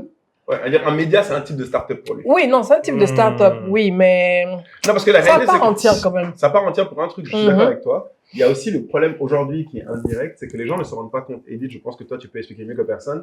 C'est que les gens, le média avant avait un business model simple. Alors qu'aujourd'hui, c'est pas évident. Alors qu'aujourd'hui, Ouais. ça ne l'est plus. Donc, Mhm. je peux. Oui, mais ça reste le business model. C'est un business model. Annonceur. à part, Maintenant, les gens essayent de se renouveler, abonnement par-ci, Oui, etc. quand tu prends Mais des ça nouveaux reste, médias, tu dois avoir l'audience. sur ces 10 dernières années, comme Brut. Combini, Brut, Mhm. ils sont sortis des codes. Oui, Oui, ils bien font sûr, toujours oui. de l'annonceur. Maintenant, ils Oui. font sur les réseaux sociaux. Mais ils font toujours de l'annonceur. Ils font toujours Mais l'annonceur. l'argent se fait Mais toujours. aujourd'hui, ils ont évolué. Ils font de en la, faisant la publicité vidéo, native, de la production, Voilà. tout ça. Voilà. Ouais, Mm. moi, c'est à part entière. Ouais. Et Donc, puis, du coup, il y a une difficulté parce que il faut, c'est là où tu as besoin de beaucoup de fonds de roulement. Bon, comme les startups. Beaucoup de fonds de roulement au début, parce que les 2 premières années, les 3 premières années, je n'ai pas rentable. T'as pas Si t'as d'audience. pas un investisseur qui comprend ça, ben, il te lâche en cours de route. Donc, il faut beaucoup de fonds parce que Et il toi, faut en plus, payer. t'as levé des fonds pour faire un média. Exactement. Ah bon? Oui, en fait, bon, j'avais un business angel pour ça. Je savais pas. Mais Très bien. après, quand le business angel suit plus la vision parce que il veut de la rentabilité. Il veut son argent. Voilà, de 6 mois. Qui se respecte. Voilà. 6 mois. Alors que normalement, c'est un business de 3 ans. Voilà, Là, tu c'est vois. compliqué. Non, là, Donc, Moi, quand j'ai lancé voilà. mon média, j'ai tout de suite compris pourquoi, depuis que je suis petit, je me disais pourquoi les propriétaires de médias dans le monde, c'est des businessmen. pourquoi ils sont riches? Voilà, moi, je me Pourquoi c'est déjà des gars, c'est déjà des gars je riches? me demandais pourquoi, à la tête des médias, il n'y avait pas des hommes de médias qui géraient en fait tout le business. Ah oui, c'est des Mais en hommes fait, d'affaires, il a fallu oui. que je crée mon média pour me rendre compte qu'aujourd'hui, ça fait 10 ans. Je le sais. Par où on C'est est pas un passé. truc de passionné. En fait, non, oui. En fait, La tu passion, dois c'est faire bien, mais moi-même, je faisais des articles sur Mandela. Tu dois faire le processus inverse, devenir milliardaire d'abord. Ensuite, Après, créer tu un achètes média. ton média. Achète C'est un la média, règle. voilà, c'est ça. Mais monter un média, surtout un média en ligne, c'est une galère. Tu peux avoir les meilleures idées du monde. Ouais. Nous, par exemple, à l'époque, quand j'ai créé Buzzy Africa, qui a fermé depuis, c'était sur le modèle de BuzzFeed, Oui. qui était à Ouais, l'époque ouais. l'ancêtre de Brut. Ouais. Mais bon, Brut beaucoup plus, voilà. Ouais. Mais voilà, il fallait de l'argent. Parce que même Ah oui. pour recruter des JRI, pour créer un Tout à média, fait. du contenu vidéo, faire de l'information vidéo, Ouais. C'est coûteux. c'est coûteux. En fait, En temps réel, c'est hyper coûteux. la difficulté pour les médias en ligne aujourd'hui, c'est que les gens aiment consommer du contenu sur place. Oui. Ça, c'est d'abord un. Mhm. Avant, il n'y avait pas vraiment de réseaux sociaux. Donc, Ouais. tout de suite, quand il y a un site internet, ça marche. Mhm. L'information, tu es obligé Ouais. d'aller sur un site internet. C'est Tu ça. vas quelque part pour la Sur les consommer. blogs C'est et ça. tout ça. Voilà. Aujourd'hui, l'information est consommée sur place. Les sur réseaux sociaux. Ouais, Ouais. et c'est eux qui font de l'argent. Voilà. Exactement. Deuxième chose, tu as des personnes qui vont prendre ton contenu Ouais. et qui viennent le mettre sur les réseaux sociaux. Ils ça. font de l'argent avec. Et qui se Exactement. font de Ils font l'argent. D'ailleurs, Voilà. j'en vois beaucoup nous faire ça. On vous voit, hein. Je vois, là, je vois, Brut, c'est au bout de 8 ans qu'ils ont été rentables. Et c'est. Pendant 8 ans, ils sont Il faut de financés. la- Moi, personnellement, milliardaire. au bout de C'est 5 comme une ans, start-up, hein. Brut à lever avec C'est des fonds de une vie. voilà. Oui. Moi, au bout de 5 ans, j'ai voulu fermer la porte. Bien sûr. Mon associé m'a dit non. Attendons les 10 ans. Et maintenant, ça fait 10 ans Mais maintenant. non. En fait, aujourd'hui, ce qu'on a décidé de faire, on s'est dit 10 ans. Mhm. Donc, on peut capitaliser sur les 10 ans Ouais. pour aller chercher maintenant des gens qui vont venir investir. C'est pire, hein. C'est un autre débat. Ouais. Donc, non, écoute, donc, du coup, média est là, hein. Média 8, en hein. ligne, 8, Huit. hein, les amis. Je pense qu'on a un accord sur le média en 8, non? Ouais, oui. Ouais, non, ça Et c'est... combien tu dirais maintenant, petite question pour toi? À média ou agence digitale, laquelle était le pire? Toi qui as fait les deux. Agence, non, média. Média? Mais Ouais, attendez, média. entre média et appli. Non, je trouve que média est un petit Média, peu c'est plus. compliqué. Oui, c'est compliqué. Yeah. Ouais. C'est Parce compliqué. que peux vendre- média, média, c'est tu tous peux vendre les jours, des garbas quoi. sur une appli. Ouais. Tu peux Média, vendre, c'est- voilà, ça va. Raison pour laquelle aujourd'hui, tu as beaucoup de médias sur les réseaux sociaux qui ont encore peur de faire un site internet. Oui, parce que bon, Ouais, ils ça en va. font plus. Est-ce que Brut a... Bon, Non, je sais pas, ils Brut sont a... pas- Si c'est Brit en a, mais personne n'y va. Personne n'y va. En fait, ça Brut, va. ils ont créé une application mobile. Alors que personne... Bon, je sais pas les chiffres, mais Non. moi, je C'est consomme pas là. Brut sur Mais après, Facebook, Brut, je pense que Instagram. Non, leur Leur business modèle est model. vraiment Ouais. centré sur les réseaux sociaux. Voilà, les réseaux C'est ce sociaux. qu'ils appellent social media. oui, et puis vraiment, d'ailleurs, ils font plus d'argent en faisant du contenu pour les gens que Ouais. juste les pubs. La publicité native, Mhm. quand ils Faut sont arrêter, il faut partenaires quelqu'un de... Sache ça, hein. Voilà, quand ils sont partenaires du Festival de Cannes, ils sont Ouais. partenaires, bon, de plein de Et trucs. puis, comme la monétisation est activée dans... Oui, sur les- surtout pour L'Europe, l'Europe, voilà. pour eux, voilà, Ouais, donc et ils gagnent de l'erreur l'argent. que font les gens quand ils se lancent dans les métiers en ligne, c'est que c'est bien d'avoir de l'ambition, c'est bien de benchmarker, mais tu te compares à des médias qui n'ont Bon, tellement non, c'est pas les comparé à moyens. Là, tu as comparé, hein, tu as fait buzzer. C'est ça, c'est- on avait Non, mais l'esprit start-upper. si tu vas- Voilà. Tu avais tous les problèmes c'est quoi, mélangés. start-upper, Agence digitale, agence digitale, plus média. C'est-à-dire, un jour, je suis entré dans les locaux on fait la même chose. je suis entré dans les locaux de Jeune Afrique, un jour, leur siège, et c'est une armée. Ça t'a calmé direct. Tu veux pas C'est lutter une comme armée ça. de journalistes. Ouais. Toi, t'es là avec ton stagiaire de trucs. Bah, c'est très pour couvrir. Bon, ça Non. n'a rien à voir. C'est Et le jour et la même qui nuit, m'a quoi. fatigué, je m'en souviendrai toujours. Quand j'avais le média, c'était un dimanche matin, j'étais tranquillement chez moi. Et puis je vois, on dit Papa Wemba est mort. Ah oui, tu en parles souvent de ce jour-là. Donc en fait, tu dois laisser tout ce que tu fais Ouais. parce que si t'en parles Le pas flux dans ton tendu. média, en Le gros, flux t'es pas tendu. crédible. Tu Ouais. n'existais pas. T'es pas C'est ça. crédible, Ouais. tu vois. Le flux Comme tendu. aujourd'hui, quand il se passe quelque chose dans certains pays, on a Mhm. tous le réflexe, on a un site ou on va parce qu'on sait que eux, Ils sont crédibles. voilà, ils sont crédibles et réactifs. Tu vois. C'est la Mais réactivité qui mais compte. c'est un coût. Oui, c'est C'est le temps. J'ai une histoire à raconter. Ah, vas-y. Alors, en parlant de Talou, donc quand je créais mon média, j'étais encore salarié en fait. Donc, je rentrais à la maison et il y avait les Jeux de la francophonie ici à Abidjan. Talou devait courir. 2017. 2017. Donc Talou devait courir. Donc donc tout le monde suit le préparateur sportif. Donc Talou peut pas gagner une course et puis le préparateur sportif n'est pas au courant. Ouais. Donc tu t'es j'arrive mis cette pression. et dès que j'arrive, je cours. Je bossais à Bassam. Tu cours avec elle. J'arrive à la maison, bien préparé. J'arrive à la maison, on me dit que la soeur d'ici est venue enlever le compteur. Ah ouais. Il est 16h. On est autour de 15h30. La soeur d'ici va fermer. Donc, je dois choisir entre Ta couverture ma couverture et ton eau. et mon eau. Voilà la vie d'un média. Mais le Pour choix, ceux qui se demandent. il est vite fait. Parce que je me dis non. Si j'annonce pas ça, je couvre pas ça, je C'est perds fini. de l'audience. C'est tout. Donc, tu peux Donc, pas je- laver ce jour-là. Donc, je couvre. Je Ah, tu es publie. cabri. J'ai mes likes. Les gens ont partagé. Mais ce soir-là, je suis là avec l'eau depuis. Ah là Ça valait le Mais coup. en fait, ça a un coût. Le Non, fait et tu parlais de l'audience, tu vois. Ouais. Et il y a plein de séries comme ça, un peu. Dès qu'ils font des séries autour des médias, tu vois un peu l'accro, t'es accro aux Ouais, audiences. ouais, Mais ouais. c'est ça. À un moment donné, ça chute. Bon, fais-moi un article sur Rihanna, là. Ça Que reprend ça, et que tout. ça reprenne. Et tu puis vois, moi, que c'est quand je- parti. Donc, tu perds même tes... Ouais, Tes principes. ouais, mais ça demande du temps, c'est chronophage parce que je prends mon cas, je fais de la veille média. Pareil, donc je vais scruter tout ce qu'il y a, tout ce que les médias ont dit et tout. L'anecdote, par Elle exemple, fait tout toute la seule. mort de Machine comme de tu Henri Conan Bédier. Ah, t'en souviens de ça? Oui, bah, c'était là. Donc, 22h, 23h, commence à avoir les premières rumeurs sur les réseaux sociaux. On Faut les sait pas, vérifier. et tout. Et faut pas se précipiter pour être aussi le premier à annoncer parce que tu es le premier à annoncer alors que c'est pas vrai. Vérifier, ouais. Tu meurs, tu te kills Ouais. en termes de crédibilité. Ouais. Donc tu es là, de bouton, Tu les publié, fraîches. tu attends. Tu es là, tu as C'est qui préparé les sources que la tu- nécro, tu Mm. vois, et tu observes les réseaux sociaux, tu envoies des messages sur WhatsApp Tu à appelles. des sources, pour checker. Et jusqu'à 23h, tu t'apprêtais à dormir. Mhm. Mais c'est Tu as fini. fini ta journée, normalement tu t'apprêtes à dormir. Tu Ouais, checkes mais une là, dernière c'est fois les l'info réseaux sociaux, tu trop entends important. rumeur de la mort de Henri Conan Bédier. Et tu dis, Toujours ah. rumeur. Et tu es là sur ton ordinateur, Tu es au tendu. tu es en flux tendu, tu check, en attendant la confirmation, soit d'un média d'autorité, Ouais. ou soit De la famille. de la famille ou Des de partis, l'institutionnel ouais. et tout. Donc, jusqu'au dernier moment, minuit, la première confirmation officielle Tu appuies. appuie. C'est-à-dire que tu es dans ce monde de ce flux tendu Non, entre ça- ne pas courir pour te précipiter pour relayer une fake news Ouais. et rater peut-être un scoop. Et c'est morbide parce que quand tu as un média, c'est morbide. Mm. Être le premier à donner l'information sur la mort de quelqu'un, Pour voir c'est l'audience. c'est morbide. Mais là où j'ai appris quelque chose à la télé, par exemple, sur, que ce soit la télé ou les médias Ouais. et tout, ils ont tous des nécros. Oui, des prêtres, bien Prêtres. sûr, bien sûr. Les nécros Oui, prêtres oui. de tout le monde. Tous les gens importants. Les gens importants, politiciens et tout, vos C'est nécros sont prêt, prêtres. hein. Mhm. C'est un Bon signe de nécro. succès. Si Oui. notre nécro est prêt, Caïs, c'est qu'on est des vrais gens. Dites-moi si vous pensez que les Vérifiez nécros sont votre dehors. Toi, t'es sûr que ta nécro est prête quelque part Non, là. forcément, mais c'est que le bouton appuyé, tout, en même temps, oui, elle a fait tant, et tout, Voilà. et tout. Dès que c'est annoncé, automatiquement. Ça, on l'a vécu, par exemple, sur Live TV, Ouais. pour la mort de paix à son âme, Ahmed. Ahmed Bakayoko. Ahmed, ouais, je me souviens. Et puis Amadou Bon Koulibaly, paix à son âme. C'est-à-dire qu'on vient faire l'émission, il est 15h, on se prépare pour une réunion de rédaction, 15h tranquille, 16h, tout.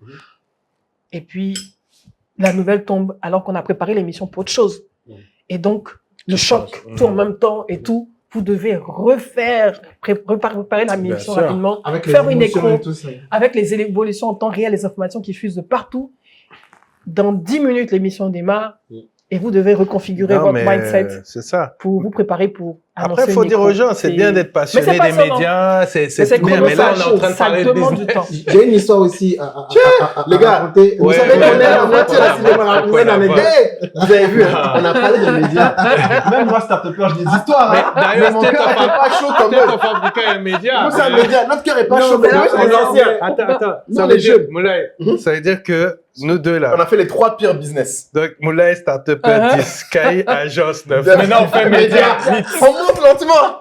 On monte un peu, Kai. C'est du masochisme. C'est du masochisme. C'est dur, mais on aime. Non, en fait, les médias, c'est compliqué. Je présente mes condoléances à toutes les familles qui ont perdu quelqu'un dans les attentats. Et moi, à l'époque, j'étais à Abidjan.net. Et comme vous le savez, Abidjan.net, c'est le média le plus important. Et vous savez, pendant 1 ou 2 ans, on a subi des attaques, des attentats, donc pratiquement la sous-région. Et Abidjan.net couvre également la sous-région. C'est Abidjan.net à Cotonou, à Ouaga, à Niamey et tout ça. Et quand il y a une information concernant un attentat, la personne qui est chargée de sourcer sur les réseaux sociaux, ben c'est le social media manager, donc Yannick. Souvent, les attentats arrivent à minuit dans des pays. Et imaginez-vous le jour de l'attentat de Bassam. Un dimanche où on t'appelle, on dit, mon frère, il faut que tu te lèves rapidement et que tu commences à sourcer. Donc, c'est pour aller dans ce sens, tu dis, les médias, et ça demande une équipe. Oui, une équipe. Moi, quand j'ai commencé à travailler à Abidjan.net, je me suis dit, tiens. D'accord. En fait, je prenais ça pour de la blague. Non, Abidjan.net, en plus, c'est du flux tendu. Oui, c'est du flux tendu. C'est la brève. Oui, tout le temps. Bon, après, pour conclure un peu, pour que les gens aient un peu leur donner un peu de chips, moi, du coup, ma conclusion sur le média, après, c'est le conseil qu'on peut donner à tous ceux qui créent des médias. Moi, je leur dirais, aller vers, du coup, l'autre métier qui, pour moi, est dans le top 3. Créateur de contenu. Bien sûr. Alors, il y a l'argent dedans. Alors, il y a l'argent dedans. Merci, madame. Et pour résumer, aujourd'hui, un créateur de contenu qui est invité sur un événement, un média qui est invité sur un événement, sur la même niche, le créateur de contenu est mieux payé. Oui, il gagne plus. Ah bon? 2 fois plus.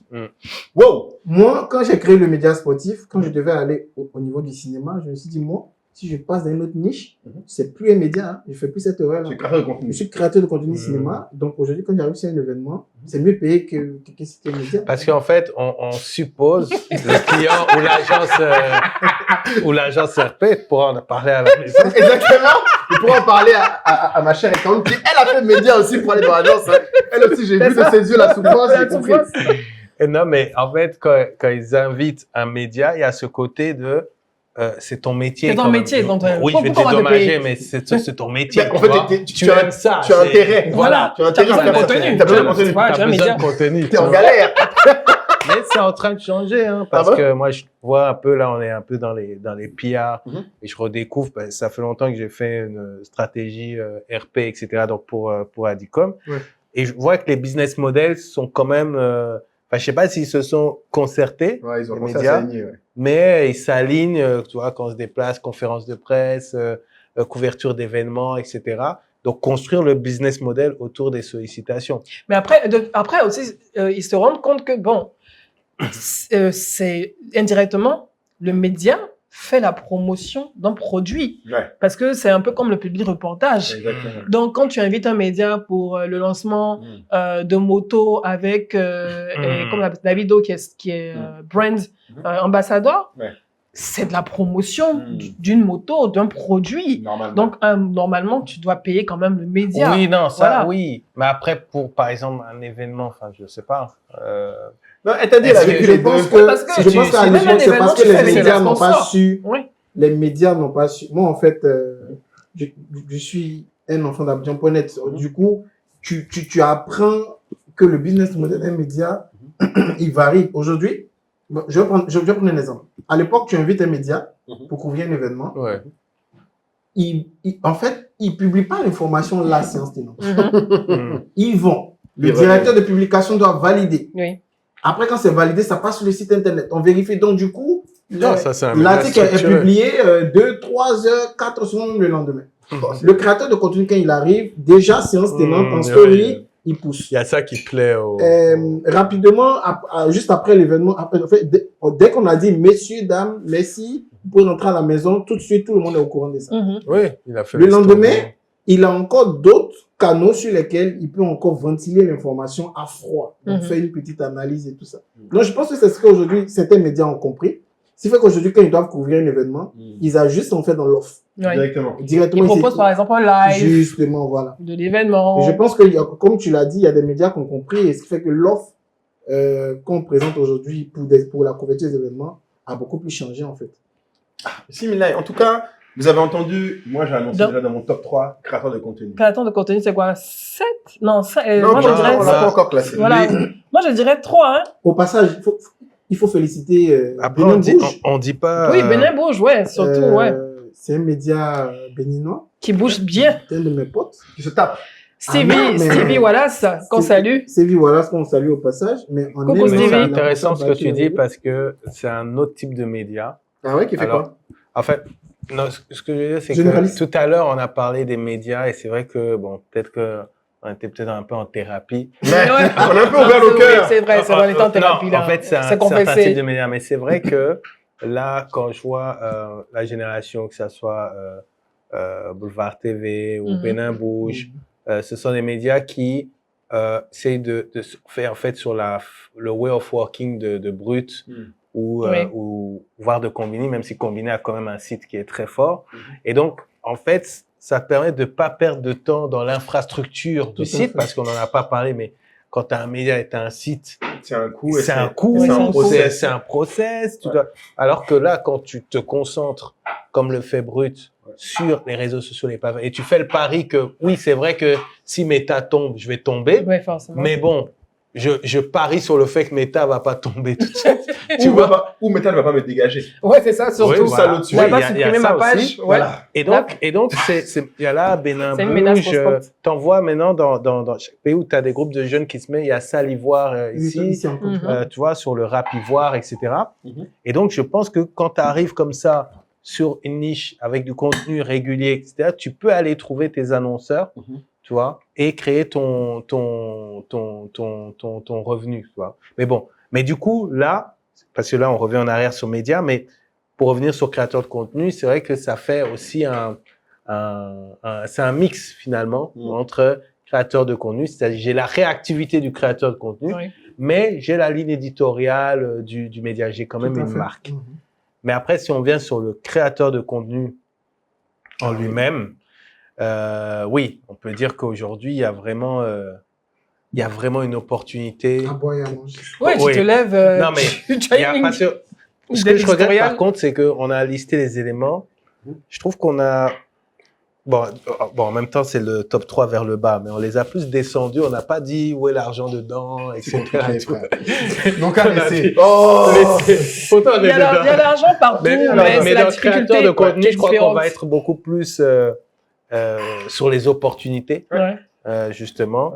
Et peut-être, Edith, c'est là où on laisse la parole parce que tu as vécu un peu tous les changements, les évolutions, la construction de ta grille tarifaire, les négociations. C'est vrai qu'avant, j'avais pas de grille tarifaire. Avant, j'avais pas de grille tarifaire. Ah bon? Je pense qu'il y a encore 4 ans ou 5 ans, j'avais pas de grille tarifaire et tout. Parce que bon, tu te cherches. D'abonnés. Voilà. Ouais, en tout cas, dans l'ensemble de mes plateformes. Mais aujourd'hui, tu es contente de ce que représente, de ce que génère pour toi ton statut de créatrice de contenu? Oui, je pense. Et tu vois le chemin parcouru. Par rapport au chemin parcouru, où moi-même, je ne m'identifiais pas d'abord comme créatrice de contenu. J'étais blogueuse. Ouais. Oui, ça c'est digital. À l'ancienne. Voilà. Blogueuse. La GTA du Bobo, regardez-moi digital. Débrouillez-vous. Désolé, les femmes de médias. Débrouillez-vous. Les startups et comme ça, et pitch et quoi, tout ça, déjà. Non, en fait, j'ai évolué donc d'abord comme blogueuse où tu t'imagines pas gagner de l'argent en tant que blogueur. Tu vois, il y a la passion qui te drive et tout. C'est pour toi, ça. Et tu travailles encore. Il a fond sur sa purée. Il est venu pour ça. La purée de la Mira Fira et son main event. Il est venu pour ça. Et tu travailles encore dans une agence de communication digitale. Donc, ton activité principale, c'est l'agence de communication digitale. Mais en même temps, ta réputation digitale se construit aussi. Et puis, à un moment donné, c'est les marques qui te font comprendre que on veut profiter de ton réseau, de ta visibilité. C'est le premier déclic. Le premier déclic. de ta visibilité pour nous se mettre en avant. Ouais. Et puis toi, on te donne de l'argent. Et donc, tu commences au fur et à mesure, tu acceptes tout et n'importe quoi, bien sûr. Tu ne sais pas pricer. Tu ne peux pas te comparer. Tout et n'importe quoi. Non, t'as Non, bon. proposé des bons trucs. Oui, non, mais je parle pas de. C'est pas l'embarras du choix. Nous, on se bat. Nous, on est au début. Il faut nous parler bien. C'est quand eux directement te contactent, et puis un peu partout de l'étranger et tout, tu as.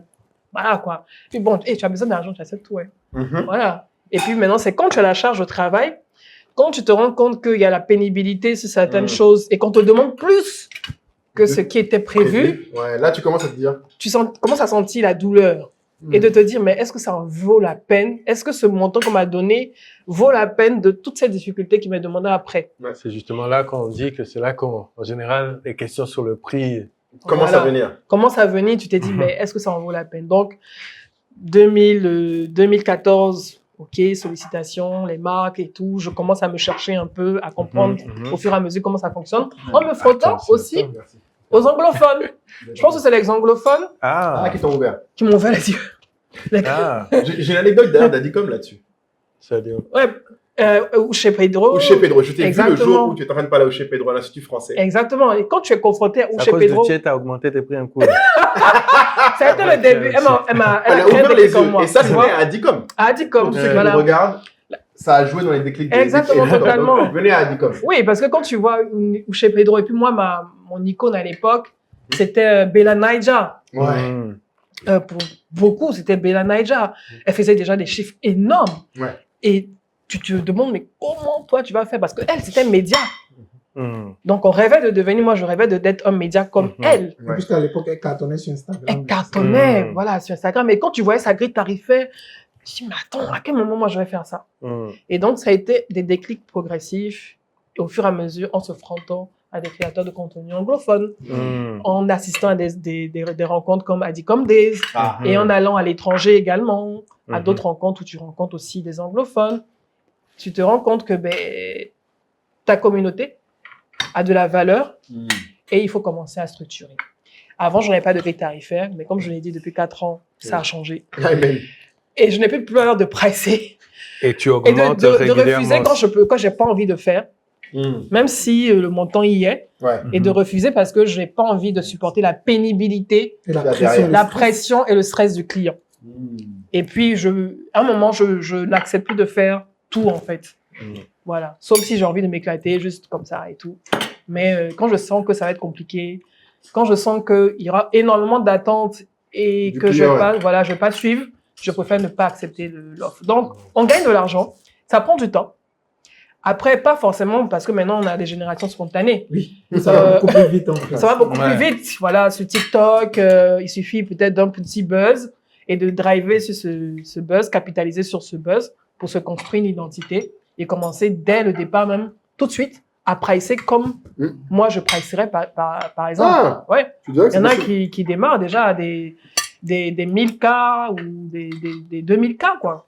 Voilà. 2000 euros. 2000 en France et 2000K français. En fait, je me dis aussi que 2 millions. Moi, pour la petite histoire, c'est grâce à la grande sœur Edith que moi, pas de temps. Que t'as commencé à facturer. Pour la petite anecdote. Même là, vous me répétez ça.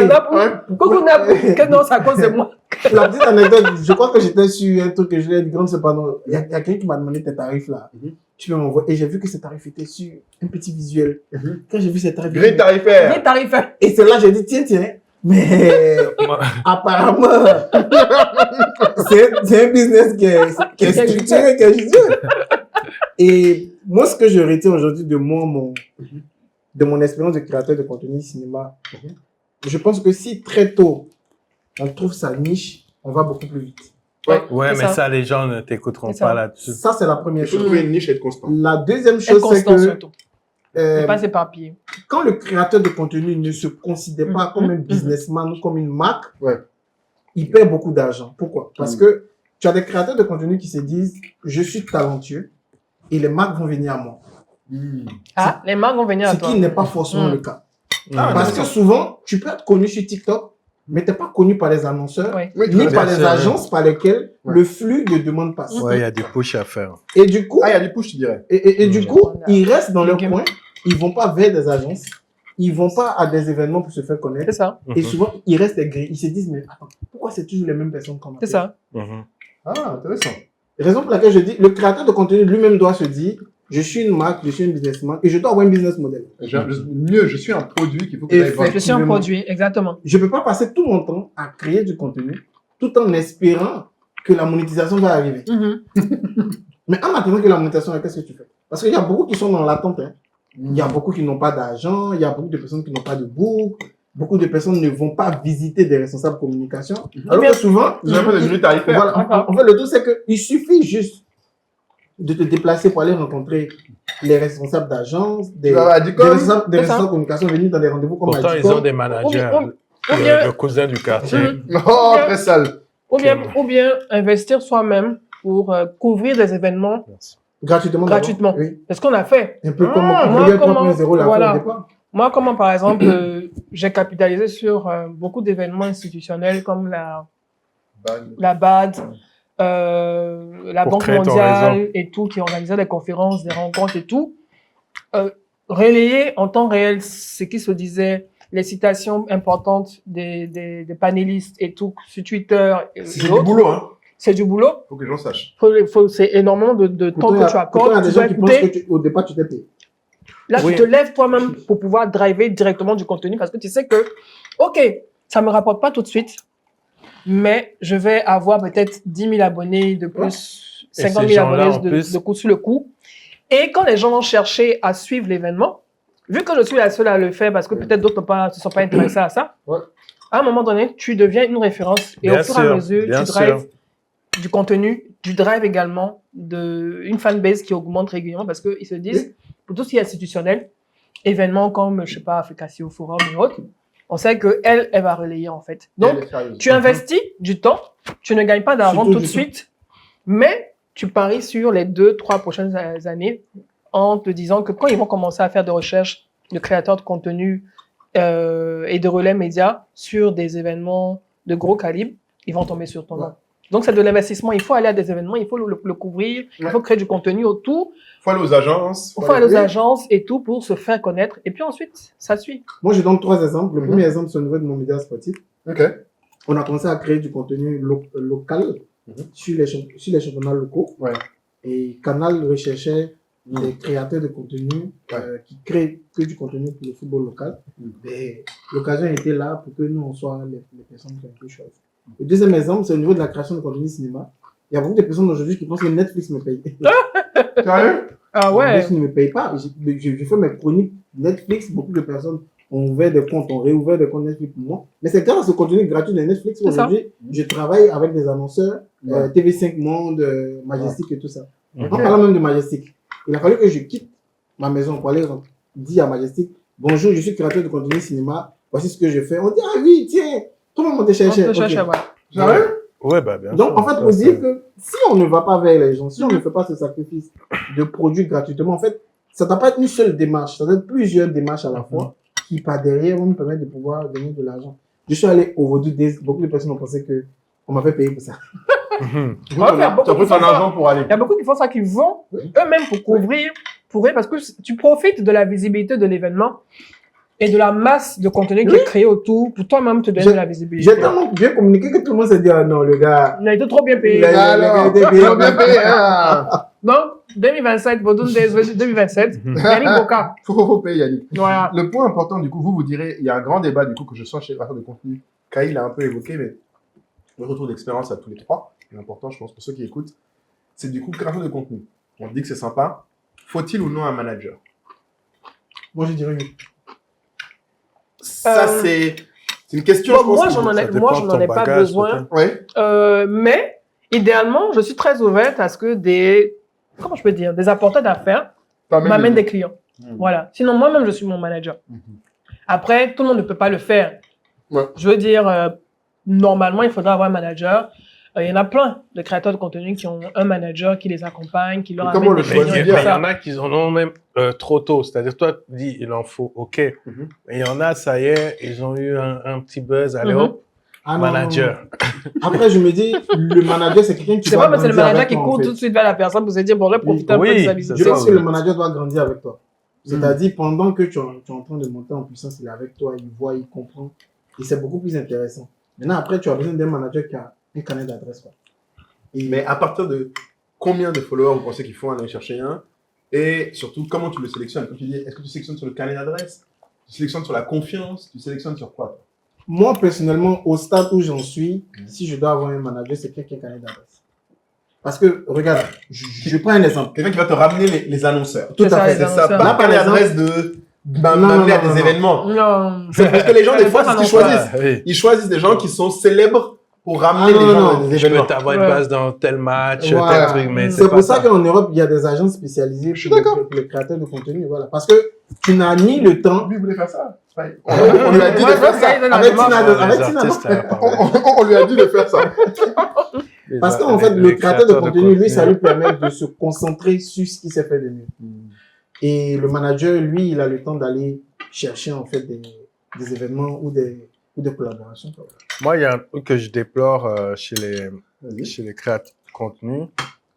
Je trouve que on a eu un super boom vers les années 2017 jusqu'à Covid avec tout ce qui était lifestyle, surtout voyage, Ouais, lifestyle. mode, beauté, etc. Humour. Nourriture, des éléments vraiment très visuels, très propres, etc. Et en fait, je sais pas si c'est parce qu'il y a un découragement, parce qu'on n'est pas rémunéré par les plateformes.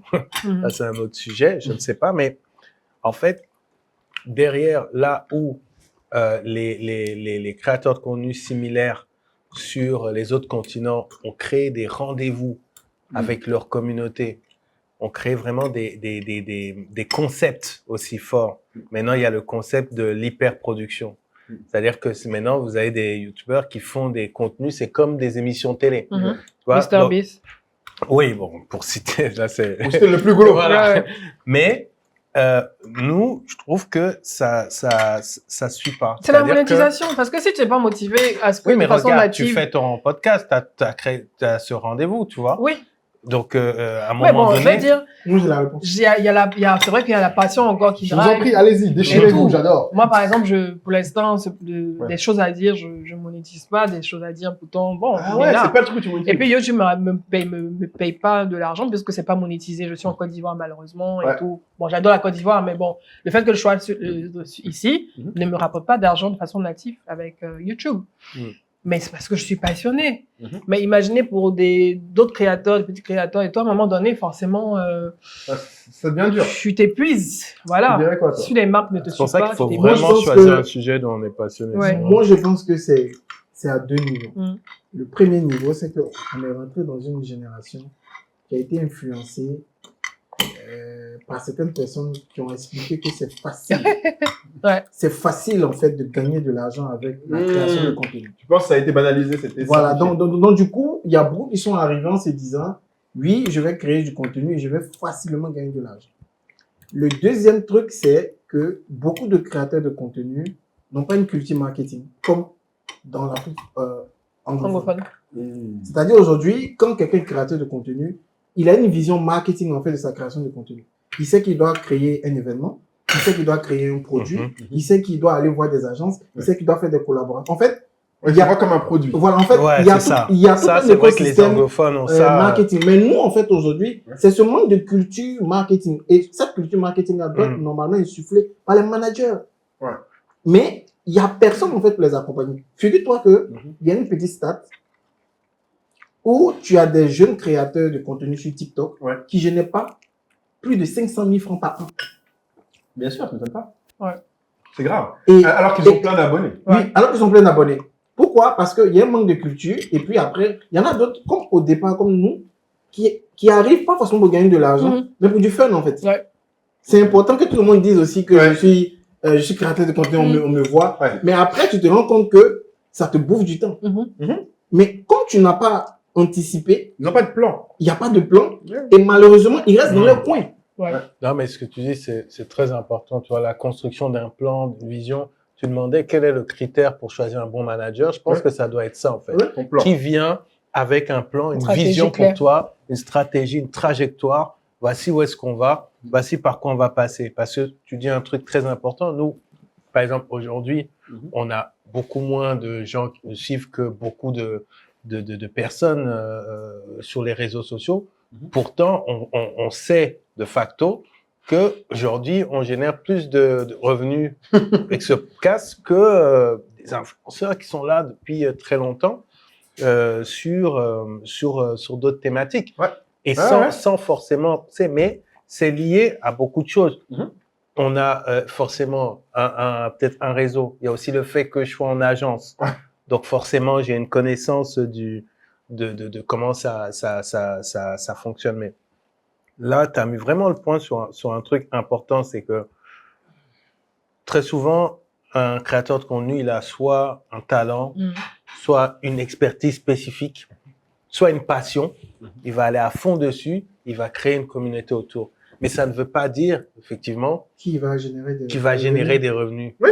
Parce que derrière, il y a autre chose. Moi, aujourd'hui, quand il y a eu le débat sur les acteurs des cinémas, j'ai un ami qui a souri et qui a dit, mais c'est le même sujet. Il m'a demandé, tu parles pas? J'ai dit non, moi j'ai tout compris quand j'ai créé mon média. Tu as déjà vu? Ah non, non. Moi, quand j'arrive dans l'écosystème aujourd'hui, j'ai compris pourquoi les grands médias, je me demandais pourquoi les médias ne parlaient pas des sujets où il y a beaucoup d'attraction. Où il y a moins d'attraction. C'est-à-dire que les médias aiment toujours se concentrer sur des sujets où il y a déjà de l'attraction. Mais en fait, j'ai compris. Quand tu es créateur de contenu, mais concentre-toi sur ce qui est beaucoup plus valorisant. Il me dit, mais les acteurs se plaignent. Mais toi, tu fais pas trop de bruit, mais ton affaire de créateur de contenu cinéma, tu te fais de l'argent. Oui, parce que moi, j'ai créé tout un écosystème. J'ai pas beaucoup d'abonnés. Mais aujourd'hui, ceux qui ont besoin de moi dans le cinéma aujourd'hui, ils savent où me trouver. Et que ce soit à l'international ou sur le plan local.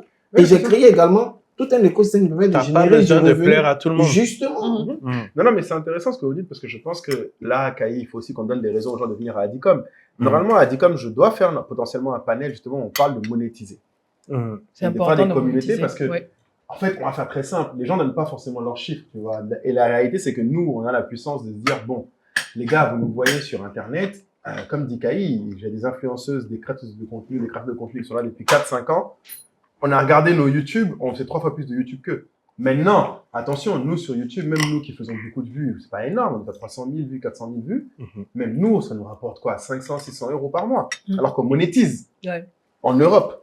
Donc il faut que les gens donnent les chiffres aussi de la monétisation. Ça va pas suffire même. Faut pas que les gens croient que si jamais j'étais en France, j'aurais déjà fait 5 000 euros par mois. Il faut que les gens voient aussi la réalité. Donc, je préfère donner les chiffres aux gens. Parce que, attention, par exemple, le business, les vues business sur YouTube rapportent beaucoup plus que les vues lifestyle. Donc, toutes les niches ne se valent pas aussi. Donc, il y a des techniques aussi de monétisation qu'il faut aborder. On te dit pas qu'il faut aller là où il y a l'argent forcément. Et le dernier point que moi je voulais aborder, c'est sur de monétisation. Parce que je sais que toi, Edith, tu en parles, mais beaucoup de gens ne comprennent pas.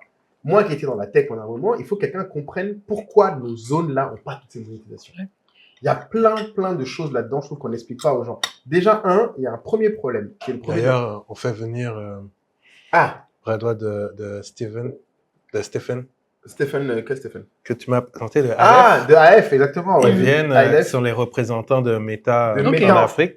Et ils vont venir expliquer pourquoi en Afrique anglophone, ça monétise et pourquoi pas. Bon, même s'ils n'ont pas vraiment la réponse factuelle, mais en tout cas, la différence de dynamique. Oui.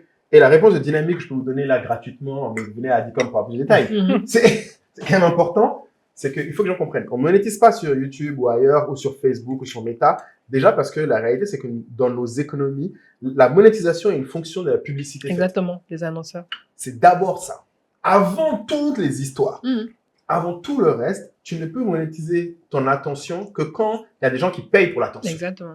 Nous, nos annonceurs aujourd'hui, Kaï peut témoigner. Ils passent leur journée à se battre encore pour les convaincre de mettre assez dans le digital. C'est ça. Donc, on n'est même pas dans une histoire de YouTube. C'est-à-dire que déjà mettre sur Facebook Meta, c'est pas tous ce qu'ils vont et pas des gros montants. Oui, mais après, surtout pas de gros montants. Je comprends la logique, mais ce que je veux dire, c'est que ça a démarré comme ça partout. Non! C'est ce que non, mais ce que je veux dire, c'est que avant d'ouvrir le Nigeria, parce que YouTube, c'est 2004. Oui, donc, je veux dire qu'ils ont ouvert le Nigeria à partir du moment où ils ont eu des annonceurs qui ciblaient le Nigeria.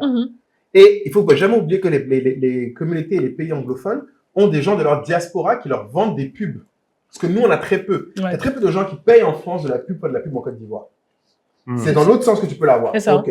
Et donc, du coup, qu'est-ce qui se passe quand tu es Meta? Tu vois que les gens payent pour l'attention des Français depuis l'Afrique.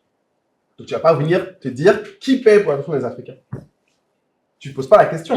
Les Nigérians, ce qui se passait, c'est que tu avais des gens qui étaient aux USA, en Angleterre, qui payaient pour faire de la pub au Nigeria. Pour vendre. Ouais. Donc, l'attention des Nigérians valait plus. Donc, la diaspora aussi a un rôle à jouer. La diaspora qui est entrepreneur a un rôle à jouer parce que s'ils font de la pub là, tout ça va aider. Exactement. Et après, il y a tous les autres sujets. Bon, ça, c'est un autre sujet, je pense, plus d'exécution et de volonté parce que j'en ai parlé avec, à l'époque, Maureen, qui était chez Meta, qui est nigérienne d'origine, qui voulait qu'on monétise plus même. Elle m'a dit, mais après, il y a un sujet aussi de priorité. C'est-à-dire que dans le monde, il y a d'autres endroits où ils n'ont pas encore monétisé, où ils feraient plus d'argent. Non, c'est ça, mais c'est en ce fait, qui me tue moi-même quand je fais appel Après, il y a aussi le point du lobbying. Oui, bien sûr, il faut qu'on y aille. Oui, voilà, il faut bien commencer un lobbying, mais c'est vrai que j'espère, moi, quand j'appelle même Spotify, venir comme ou Meta, etc. Enfin, la discussion, c'est toujours, enfin, ils sont intéressés pour en savoir plus sur le marché francophone, mais c'est toujours suspendu à, faut que je me rassure que j'ai pas un gros truc à ce moment-là. Sous-entendu, si j'ai un truc à Nairobi, salut, au revoir. Bon. Non, mais... Abidjan, vous êtes gentil. Mais non, c'est clair. J'ai entendu que c'était bien là-bas, on mange bien. On peut venir à la Villa Alfira. C'est ça. Il y a la taille du marché anglophone. Bon, quand tu prends le Nigeria, forcément, tu comprends pourquoi la diaspora veut cibler. Ouais, mais moi, cette histoire de taille, c'est limité parce que quand on regarde le Ghana, oui. Non, le Ghana, c'est un petit pays. Moi, la différence, c'est que leurs annonceurs aussi, leur diaspora annoncent. C'est la dynamique de la diaspora. Au Ghana. Tu t'es amusé à aller voir. On va prendre un exemple très simple. Moi, je suis souvent, si vous voulez juger les campagnes digitales, regardez les campagnes des autres médias. C'est-à-dire, typiquement, les annonces sur les affichages.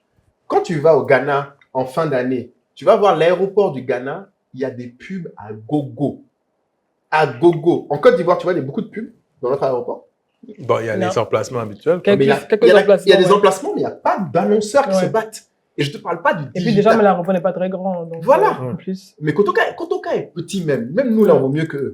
Mais là, je trouve. Moi, non. Kotoka est pas un truc de... je sais pas. Non, le nouveau Ghana, là, ils se sont améliorés. Ils sont améliorés, mais ils ont une grande salle aussi, comme nous, d'arriver au final. C'est juste qu'elle est plus grande et plus jolie. Mais moi, quand j'allais au Ghana depuis, je t'ai dit 2019, quand ils ont commencé Year of the Return, le nombre de pubs de sociétés américaines, de sociétés, trucs que tu voyais dans l'aéroport, ça t'expliquait pourquoi après ils feront sûrement de la américaine. Oui, parce que c'est des gens, ils savent que les gens de la diaspora de là-bas viennent là et ils vont retourner. Exactement. Ah ouais. Nous, on va dire que c'est maintenant, d'une certaine manière, que c'est maintenant que ça a commencé avec la CAN. Exactement. Voilà, que ça commence avec la CAN. Exactement. Avec cette visibilité accrue grâce à la CAN. Exactement. Un nation branding, je ne vais pas dire que qui n'est pas structuré. Qui commence à être sympathique. Tu as employé un mot en off, c'était organique. On va faire un short sur toi ici. C'est ça.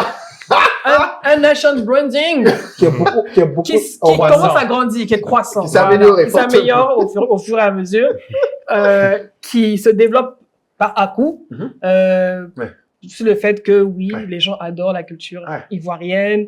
On l'a vu avec la trend Foutou Sauce Graine, on la voit avec la trend maintenant Nouchi. Qui se fait approprier. Oui, par exemple. Le Gouma est officiellement un mot exactement. Qui s'approprie même français et tout. Mais là où maintenant on doit capitaliser, c'est en tout cas, construire un nation branding encore plus structuré pour capitaliser là-dessus, pour que la diaspora francophone, ivoirienne, ait envie de vendre des produits sur place ici, de targeter le public de la sous-région ouest africaine. Voilà. Exactement. Non, mais c'est pas compliqué. Moi, je te dis, j'ai regardé les pubs dans tous les aéroports. C'était l'un de mes rêves de faire une campagne en cas dans les aéroports africains. C'était un de mes projets, toi aussi. Toi, on a que ce respect que je veux faire ça. Donc, je demandais les tarots de tout le monde. C'est pas du jeu. Et nos tarifs ici sont dérisoires parce qu'il n'y a pas de demande. C'est pas compliqué. J'ai voulu au Ghana faire mon bêta test et faire après en même temps le bêta test dans le pays en Afrique, il y a le plus de visiteurs touristiques, donc le Maroc, suivi de l'Afrique du Sud et le Zimbabwe, c'est là le top 3 en Afrique. Tu vois que eux, Dès que déjà même tu demandes les tarifs, les gars, ils t'envoient une grille propre avec le calendrier. C'est ça. Ils te disent non, par contre, tous les jours sont pas ouverts. C'est ça. Il y a déjà des gens, mon ami. Ouais. Voilà le calendrier, il te reste ça, ça et ça. Tu prends pas, c'est terminé. Et le truc qui m'a tué, c'est qu'au Ghana, là, je sais que c'était structuré, c'était une agence de communication qui gérait les pubs dans l'aéroport. Une régie, quoi. C'est une régie. Ouais. Non, c'est un autre level, en fait. Je pense que... En fait, c'est ça. C'est quand Moi, je pense que ce qui va nous sauver aujourd'hui, c'est le structurer. lobbying. Ouais, Je pense ça. qu'il y a Madame Françoise Rima qui a commencé ça. Oui, ouais. mais on l'attend depuis dans le podcast. On veut la voir pour en parler. Il faut qu'elle vienne. Il faut qu'elle vienne. Ouais. Non, il y a un vrai sujet sur ça, je pense. Bon, les amis, du coup, quel classement? Parce que toi, t'as dit 3, mais Non, ça créateur de ça contenu. peut être plus haut. Hein. Créateur de contenu, moi j'ai mis 2 dans ma Ah, note. t'as mis 2 quand même. Créateur de contenu. Donc, créateur de contenu, j'ai mis 3. Moi, j'aurais mis 3 aussi. Troisième. Ah. Après, ça peut On a changer. toujours Peut-être pas que le ça va GOAT. remonter à 2. Mais pour l'instant, c'est 3. 3, je dirais.